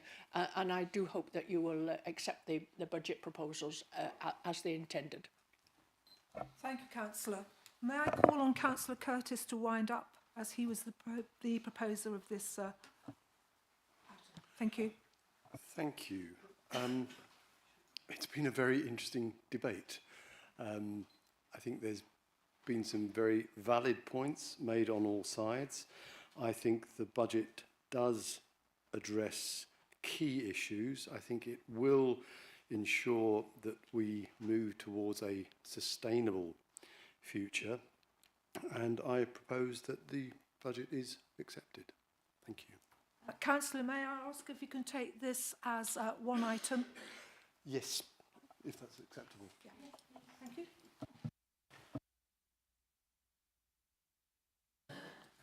I was going to start the clock on myself then. So, Council, we now refer to the recommendations which are on page 27 of the Council agenda. Again, if you could please indicate whether you're for, against or abstaining on those three recommendations. I've lost my sheet. Councillor Fradgley. For. Councillor Rolfe. For. Councillor Alcock. For. Councillor Coles. For. Councillor Coucher. For. Councillor Crump. Councillor Curtis. For. Councillor Eden. For. Councillor Fleming. Against. Councillor Ian Fradgley. Councillor Gist. Councillor Grocott. For. Councillor Harding. For. Councillor Harmer. Councillor Harvey. For. Councillor Hatch. Abstain. Councillor Henshaw-Seraphin. For. Councillor Holmes. For. Councillor Johnston. For. Councillor Juned. For. Councillor Keithley. For. Councillor Littlewood. Against. Councillor Mills. Against. Councillor Organ. Against. Councillor Padgham. For. Councillor Parker. Abstain. Councillor Parry. Against. Councillor Passingham. Abstain. Councillor Pemberton. Against. Councillor Petrovic. For. Councillor Rice. For. Councillor Rock. For. Councillor Scorer. Against. Councillor Shenton. Against. Councillor Stanley. Against. Councillor Wally-Hoggins. Against. Thank you, Chair. There's 22 votes for, 11 against, with 3 abstentions, so that is carried. The motion is carried. Can we actually move on to item 10, which is Council Tax 2025-26? I invite Councillor David Curtis, portfolio holder for Resources, to introduce this item. Thank you, Chair, and I will be brief. The proposal for council tax is that it is increased by 3% That is approximately 42 pence per month and is the equivalent of the current rate of inflation. It was mentioned right at the beginning of the afternoon that overall, over the past 5 years, funding from central government has decreased by 17% and our costs have increased by 24%. And I think it is essential that we look to all means of income to support the council's finances going forward. And in fact, the government has made it extremely clear that it expects local authorities to maximise its possible income. So there are 3 recommendations before the council. The first is the proposed medium-term capital programme detailed at Appendix 4 or a suitable amended version. Chair, sorry. Oh, hang on, I've got the wrong ones. David. Sorry. We need to, the council... Sorry, it's been a long afternoon. No, that's not it. It's... No, sorry. Oh, dearie me. Bear with me 1 second, please. Council, the council tax resolutions are on the separate piece of paper that was handed out during the earlier adjournment. So it's this. So, right. Thank you. Thank you. So the recommendation is to approve the formal council tax resolution at Appendix 1 on item 10, the additional papers that were passed out at the beginning of the meeting. Thank you. May I call for a seconder of this proposal? Thank you, Councillor Grocott. Are you speak now or are you going to speak later? No, I'm not speaking. Yeah. Now, are there any speakers on this item? No? Oh, one. Oh, sorry. Sorry. I didn't see your hand up. Councillor. I just wanted to say very briefly, and this is a subject of which I know woefully little, so apologies as I trample over the wrong terminology. But this time last year, the Green Group wanted to push for charging on houses which are not occupied. And as I understand it, I think that we lost £140,000 of income this year because that wasn't followed. And I'd love someone to tell me I'm wrong. Thank you. I'll ask the Chief Executive to clarify. I should stand, sorry. Chair, through you. A decision was made by the Cabinet, I think, at the January meeting of Cabinet to explore the introduction of the second home charge in the year 26-27. You have to give at least 12 months' notice. So Cabinet have made that decision subject to consultation and certain clarifications from the County Council. So that item could not have been introduced from the 1st of April 2025. There was insufficient time. The earliest that can come in is April 26, and that is being part of the considerations. Thank you. Any further speakers? Okay. Councillor Curtis, do you want to summarise at all, or are we happy to go to the vote? I'm happy to go to the vote. Thank you. Thank you, Chair. Is this a recorded vote? Yes, this is another recorded vote. Sorry, Chair. So this is giving authority to the council to actually collect the council tax, which has now been set by all of the town and parish councils, the county council, the police, and ourselves. Without this, we need to find £150 million for next year. So let's see how this goes. In relation to the vote, if you could indicate, please, whether you're voting for, against, or abstaining on the proposals. Councillor Jenny Fradgley. For. Councillor Rolfe. For. Councillor Alcock. For. Councillor Coles. For. Councillor Coucher. For. Councillor Crump. Against. Councillor Curtis. For. Councillor Eden. For. Councillor Fleming. Against. Councillor Ian Fradgley. For. Councillor Gist. For. Councillor Grocott. For. Councillor Harding. For. Councillor Harmer. Councillor Harvey. For. Councillor Hatch. For. Councillor Henshaw-Seraphin. For. Councillor Holmes. For. Councillor Johnston. For. Councillor Junid. For. Councillor Keithley. For. Councillor Littlewood. Against. Councillor Mills. Against. Councillor Organ. Against. Councillor Padgham. For. Councillor Parker. For. Councillor Parry. Against. Councillor Passingham. For. Councillor Pemberton. Against. Councillor Petrovic. For. Councillor Rice. For. Councillor Rock. For. Councillor Scorer. Against. Councillor Shenton. Against. Councillor Stanley. Against. Councillor Wally-Hoggins. Against. Thank you. Chair, that's 25 votes for with 11 against, so that is carried. Thank you. That motion is carried. We now move on to item 11. The agenda is minute 455 from Employment Committee meeting on the 4th of February 2025 regarding the Pay Policy Statement 2025-26. I invite Councillor Johnson, Chair of Employment Committee, to introduce this report. Thank you, Chair. It is a requirement from the Localism Act that we adopt the pay policy statement. This was agreed at the Employment Committee and I recommend the recommendation to the Council. Seconder for this, thank you, Councillor Coles. Does anybody wish to speak? If not, may we move to the vote? Is this a recorded vote? No, this is just a vote. Thank goodness. Please raise your hand if we are agreed.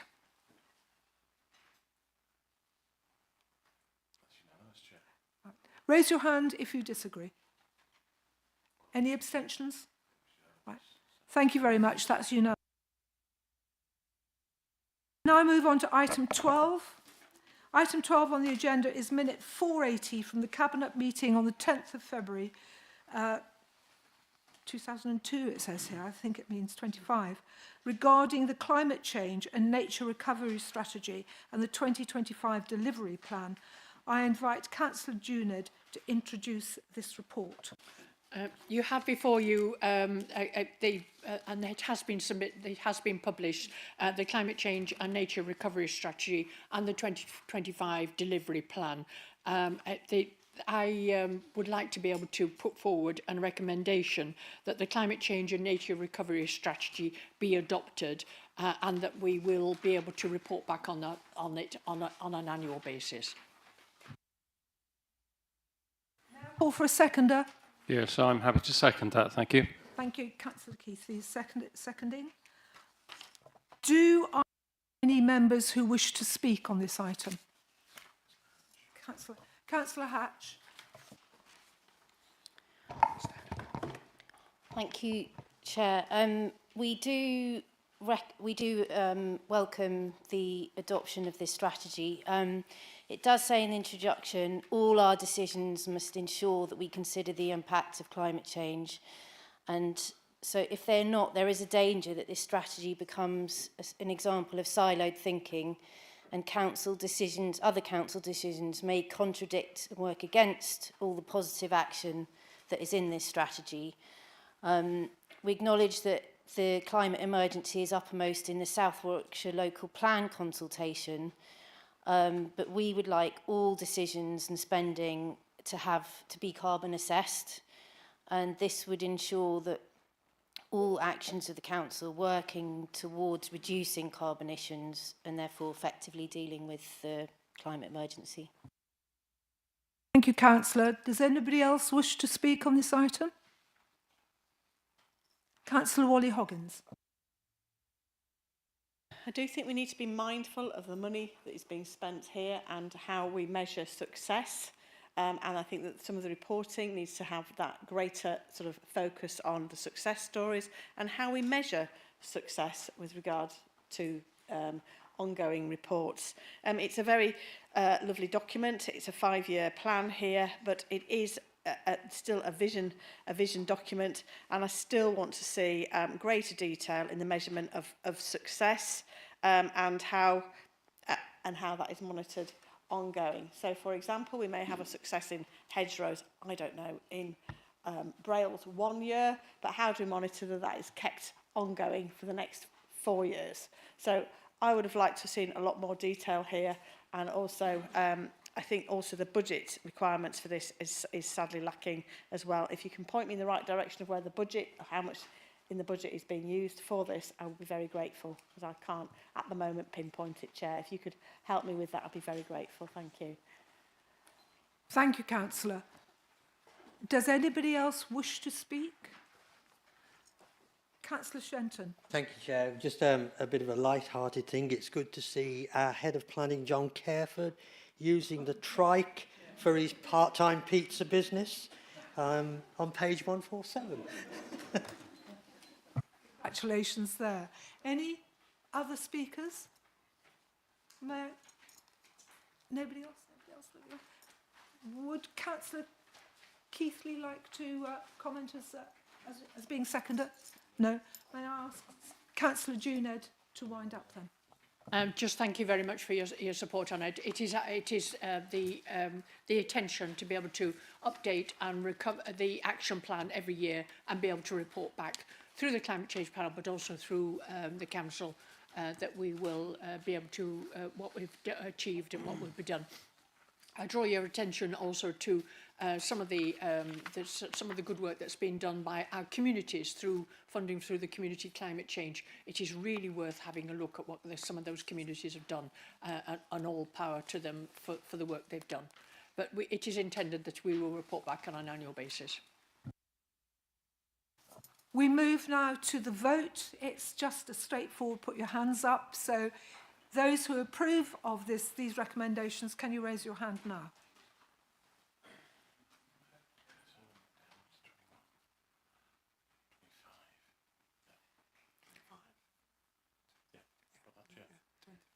Thank you. Those who are against? Those who abstain? Thank you. That's carried. Can we now move on to item 14, councillor questions? One question. Sorry? Oh, sorry, I've leapt over. Yeah. Outside bodies. Ah, yes. Item 13 on the agenda is minute from the Audit and Standards Committee meeting on the 24th of February 2025 regarding outside bodies, working group minute 2, annual review of outside bodies. I invite Councillor Alcock, Chair of Audit and Standards Committee, to introduce this report. Thank you, Chair. Yes, this was tabled earlier on, ready for you when you came into the meeting, because we met this morning prior to this meeting. It's recommended to Council that the appointments to outside bodies, as presented in Appendix 1 to the agenda report, be agreed. That's what we're recommending. Thank you, Chair. Thank you. I call for a seconder for this motion. Thank you. Councillor Rolfe. I second. Thank you. Anybody wishes to speak on this? Councillor Shenton. Thank you, Chair. This morning, one of the things I did raise, and I'll raise again, is the fact that so many, 40% of the outside bodies don't produce minutes or have an agenda. And I would suggest that we need to look closely at that to understand why that's the case, because we should have something recorded of the meeting. So I'm a little bit concerned about that, and I'll leave it at that for the moment. Okay. Councillor. Councillor Alcock, do you want to respond to that? I can in part, Councillor Shenton, as you said, you mentioned it in the meeting earlier on today. The reason is some of those outside bodies are confidential. They have highly sensitive information, so we won't be presented with an agenda in minutes. However, I will be looking through it with the officers and seeing which ones we can be requesting. I'm sorry, Councillor Shenton, are you listening? I'm answering your question.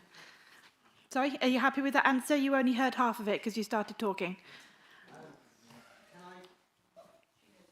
No, well, I answered it, Chair. Thank you, Councillor Alcock, for that answer. Do you have a further question, Councillor Shenton, on that answer? Thank you. I would ask then, if they're confidential, that should actually show a yes there, and we would move into a private session. But at the moment, what the schedule says is there's no agenda and there are no minutes. And that's clearly not the case based on what you've just said. Thank you, Councillor. So I was listening to you. Thank you, Councillor Shenton. I think this is an issue to be taken forward in another place, if you're happy with that. Thank you very much. Are there any other points to be made here? May we go... I've got a proposer and a seconder. Can we go to the vote, please, that the recommendations are noted in the report are approved? Hands up if you actually approve.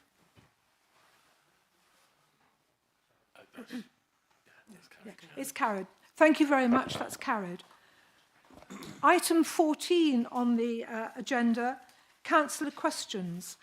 I believe one question and answer has been received and has been circulated. It's Councillor Pertigella, so that's null and void. Yeah, because we're now on to item 15, which note that this item 15 is questions to the leader. Note that up to 30 minutes will be allowed for questions, with each councillor permitted to speak for no more than 3 minutes, and you may ask no more than 2 questions each. Due to the time constraint, please keep your questions concise. Please note for the duration of this item, I'll be taking the order of questions sequentially by political balance. Does anyone have any questions for the leader?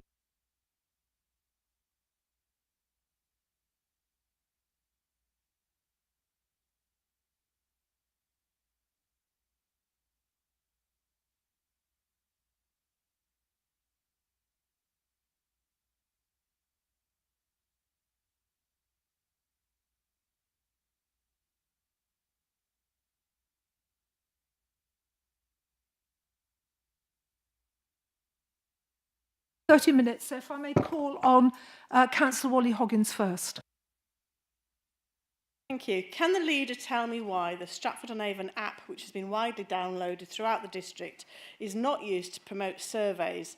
And does she agree with me that it's a pity this wasn't used for the recent budget survey, as had she done so, there would have been more than the paltry 449 responses received? Thank you. If it is possible for the app to do that, it might be worth exploring. But actually, the budget, the consultation and other consultations that we have done since the app was brought in has actually increased quite considerably. So there is obviously other, putting the news on there does encourage people to respond to consultations, not only by using the app, but also the online newsletter, etc. I really don't know whether or not it is possible to do the consultations through that way. You have to remember that consultations of this nature have to be from district council residents, and we don't know whether or not how we make sure that the people are responding are residents. But it's something I will take forward to the officers to see whether it's possible. Thank you, Councillor. Do you have another question? It's more of a comment, really, but also to say that within the survey, it does say, are you a resident of Stratford-on-Avon or not? So that would filter those out. Thank you. Thank you, Councillor. May I ask Councillor Pemberton to put his question? Thank you, Chair. I note in the budget the intention to purchase properties, which I welcome. I think it's a good idea. I think we all share the understanding that finding affordable housing for our residents is going to be a key challenge moving forward, as it currently is. To that end, I would like to ask the leader, there has historically been a group called the Housing Investment Panel. I'd be keen to understand when that panel last met and what projects it assessed. And as that panel looks at the use of Section 106 monies, which if not spent within the required time frame of the Section 106 agreement are then returned to the developer, which should be a never event as far as I'm concerned. Specifically, can the leader tell me what the position is in relation to, as I recall, £7.5 million worth of Section 106 money relating to the Great Elm development, and how is that going to be used to ensure that affordable housing is delivered through that Section 106, through those Section 106 monies? Thank you. I'm just finding out what the last date was, the Section 106 and particularly community infrastructure levy is being looked at the way it's being delivered separately, but Section 106 is for affordable housing. We have had problems with this, as you know, in Ulster, for example. I think the figure was 1.68 million that was from related development in Ulster when, I mean, we are talking, it meant several years ago, that never was spent in Ulster, and we had private, garage sites that belonged to Orbit that should have been used for affordable housing, got sold to private developers. This is history, but we're trying to do things differently so that we don't get into that situation where developers actually do not. They benefit rather than the affordable housing people on this. But the last one, the housing investment panel, there's a meeting on the 14th, was a meeting on the 14th of February 2024 was the last one. So, but as the budget goes forward, with the amount that we've put in for it, that housing investment panel will now have to work on making sure that that is spent through that housing investment panel. May I ask, have you a second question? I do indeed. Thank you. Thank you, Chair. Thank you for that response, Leader. My follow-up question is in three parts. 2.A, will the Leader commit to providing regular updates on the Housing Investment Panel to all members? 2.2B, will the Leader specifically respond in relation to the position regarding the funds for the Great Elm development? And 2.C, will the Leader commit that we will not be in a position where we are returning Section 106 monies or SIL monies to a developer? Because I would regard that, and I'm sure other members would regard that, as a never event. Thank you, Councillor. I've been very generous in allowing you 4 questions, so let's see what the Leader has to say. I concur with you that when money that has come through Section 106 or SIL should never go back. Absolutely. But it was a decision taken at the last Cabinet, I believe, that we would start looking at the Housing Investment Panel and the way that this money would be spent. So we can update you on that to make sure that you look at that. I can't remember the details of the last Cabinet, but you we probably can look in the Cabinet papers. I think I've got the Cabinet papers there. I can't remember your other question. Chair, it was around specifically the monies relating to the Great Elm residential development and making sure we don't lose those. No, absolutely. To be honest, they should be come to Ulster.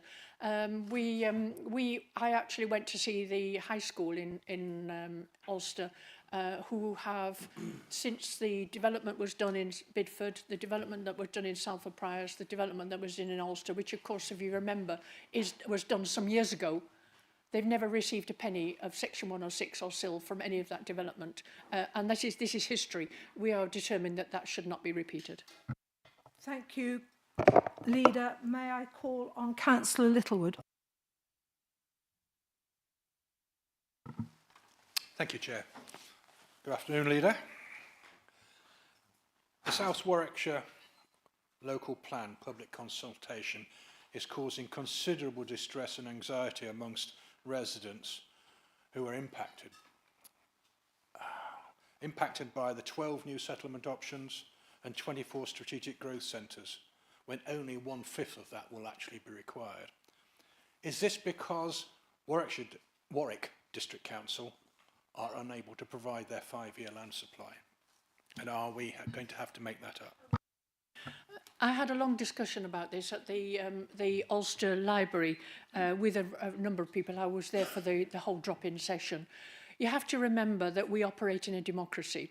That democracy means that you have to go through proper processes and legal things. That means that everybody has the chance to be able to feed into any consultation. So if you're a developer, you also have the right to be able to put land forward. You do not have the right to have that land accepted, but you have to go through a proper consultation process.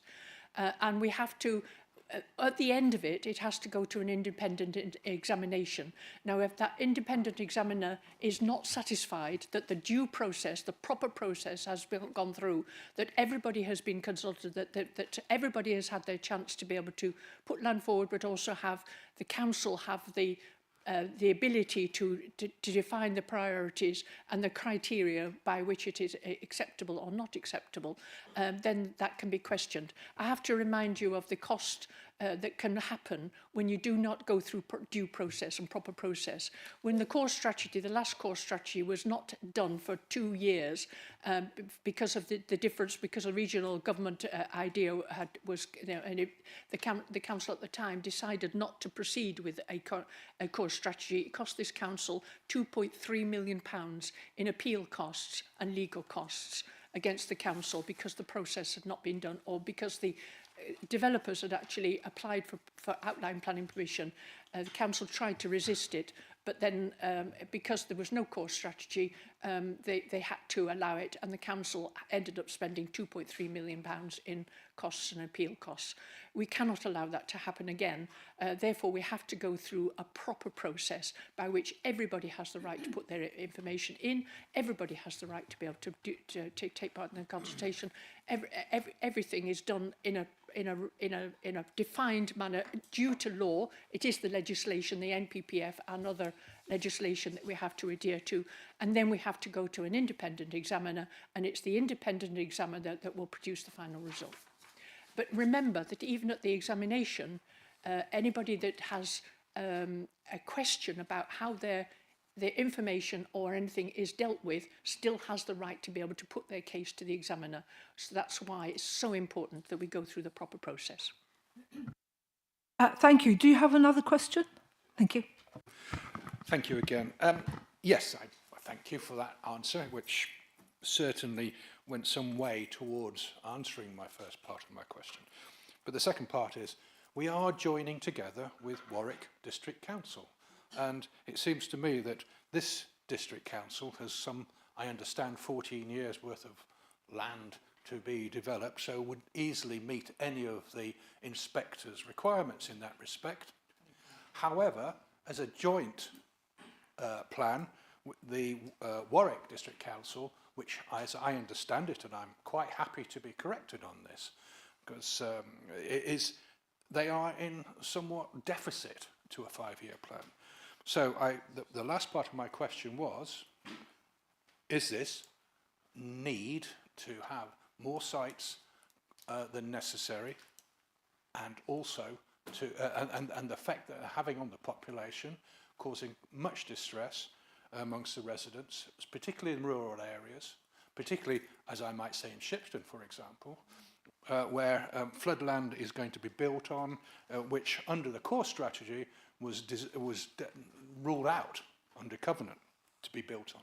So I ask again, is the reason that we're having to have so many developments, so many new settlements, and within the plan, the reason being because Warwick can't supply?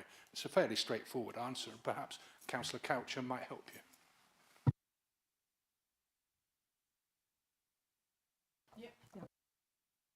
We're just checking the details, but actually, my understanding is no, that isn't an issue. But we have to say that the main reason for having a joint one is to be able to cut the costs of all the preparation, all the technical detail that has to go into a local plan by sharing the costs of two councils. That saves us a lot of money. We still have the option at the end to be able to produce something separate for each one if we should so wish. But it's actually, we're still going through the process. As far as I know, the monitoring. May I ask the monitoring officer? And I think you fall foul of this same argument about whether or not you're referring to other councils and other council business. But the monitoring officer may be able to that you raised it at an earlier stage in this council meeting. Thank you, Chair. I was just coming in just to query whether I'd heard correctly on the question as to whether we were being asked to, or at least the leader was being asked, to account for perhaps what the housing stock looks like for Warwick District Council. Because if that was the case, we certainly can't respond on that. Thank for you. clarification, please. Yeah, yes, for clarification. No, indeed not. The question is the situation at Warwick District Council, which I recognise is not under our control. Thank you for pointing that out. But this is impacting directly on this council, because my question is, it may be impacting directly on this council. And I want clarification that it is not directly impacting on this council. Thank you.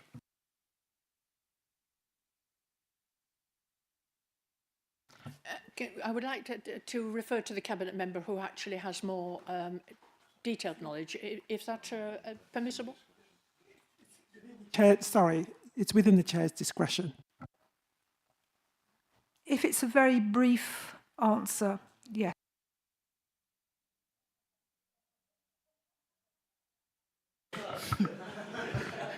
The answer is no, because actually the housing land supply is irrelevant to this. It's about going forward, how many houses do we have to provide across both districts in terms of where we are, and we have purposefully over-provided in relation to this consultation exercise for precisely the reason that Councillor Junior has said, to protect ourselves when we get to inquiry. We can say, yes, we looked at that land in Shipston, or we looked at that land in Bearley, and those did not find favour. So that's the reason why we're going through the process.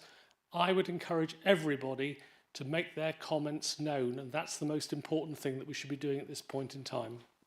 Thank you. May I call on Councillor Orcock, please? Thank you, Chair.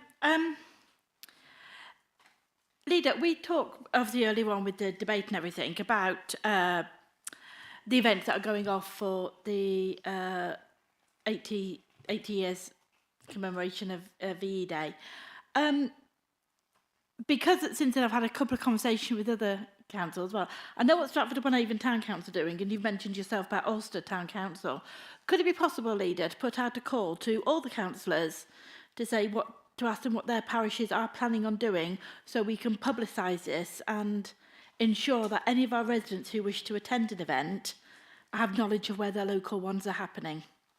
I'm sure that is possible. I know that when the 75th one, which unfortunately had to be pulled because of COVID, it was done that everybody was informed, and I'm happy that we should be able to, given the IT people's ability to and our communications people to be able to publicise that, do as much as possible to publicise what is already happening, so that people have the ability to attend the area of their choice.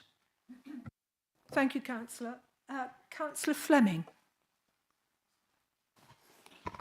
Thank you, Chair. Looking at page 8 on the budget papers, I'd like a little bit of clarification. On Welford-on-Avon, they've got a 394.7% increase in their parish, because they've gone from 40,128 to £200,000. Is that a typo, or is that everybody else is running between 0% and 20% or whatever, and this is 394%? And I just wonder if you could clarify that for me. Chair, if I may, the leader wouldn't hold that information, Councillor Fleming, but we will forward that. We'll check and come back to you on that particular point. Thank you. Thank you, Councillor. Do you have another question? No. Thank you. Thank you. May I ask Councillor Parry? Thank you, Chair, and thank you, Leader. Sorry, got your attention now. Can you possibly advise us how many asylum seekers are currently being accommodated in the district, and how many asylum and how many of those who've been granted asylum are currently on the housing waiting list? The The reason I asked was that when David Platts was head of housing, we used to get a regular update on the number of asylum seekers because he was extensively involved in providing support with the various hotels. And I'd also like to receive your assurance that local residents on the housing list will have priority over those granted asylum on our housing list. Thank you. It is not the information that we have, and it is a national government policy about making sure that people with proper due of asylum ability to apply are applied. It is a separate system. It's not, we do not have that information, or I do not have that information. Do you have a second question, Councillor? Could I possibly ask the leader to explore and find out that answer? I think that is a question that all our residents in the Stratford-on-Avon district would like to know how many asylum seekers this district is accommodating in hotels and other establishments, and I am sure our residents would like to have reassurance that those on the local housing list have priority over anyone that has been granted asylum. Thank you. Thank you for your question, Councillor. I've been advised that asylum seekers have no ability to be on the housing waiting list. Are there any further questions to the leader? Councillor Crump. Thank you, Chair. Going back to South Warwickshire local plan, and again with my scrutiny hat, and I know there's a briefing tomorrow night on the South Warwickshire local plan for scrutiny committee. Yeah, I would just like some reassurance that what steps are we taking to ensure that all evidence in the South Warwickshire local plan, including from our partners, is strong, robust and accredited. So once we go to the inspector, we can have some assurance that our evidence that we're putting forward, including the numbers, is robust and open, can stand challenges. So that would be helpful. I have been encouraging local residents to respond to the consultation, as I'm sure most councillors here. And I think I'll use the line from Councillor Coles, I know where you live, please respond to the South Warwickshire local plan. No, we employ extremely professional people that are working, officers that are working on the South Warwickshire plan. It is their professionalism that will determine, and they will, the strength and the robustness of the data that is put forward, and the inspector will be able to look at that and will make the judgment accordingly. But it is in our interest, and it is a professionalism of our officers that I understand, that I trust on this matter, because they are extremely good at doing exactly that, that you require. I have all faith in their ability to put forward good quality and reputable data. Do you have a second question, Councillor? Just briefly, again, if Councillor Coucher or Mr Careford, once he's got off his trike, would like to come to a future Overview and Scrutiny Committee, we would more than welcome their attendance, and that would be helpful. Thank you. Thank you, Councillor. Are there any further questions to the leader? Councillor... I'm getting brain fog. Just to prompt you there, sorry, Chair. I've been called a number of things today, and we won't go into that. I'm harking back, Councillor Junid, to 2023 with this question. Back in 2023, we were talking about a motion that you'd raised on tree canopy being increased in this area from 6% to 13% or 7% to 13%. And obviously the new policy is welcome, but you did promise on 2 occasions to come back to me on where this authority is in relation to that tree canopy cover. And some 18 months on, I think I've waited long enough for the answer. I wonder if you could come back to me before I retire in 2027.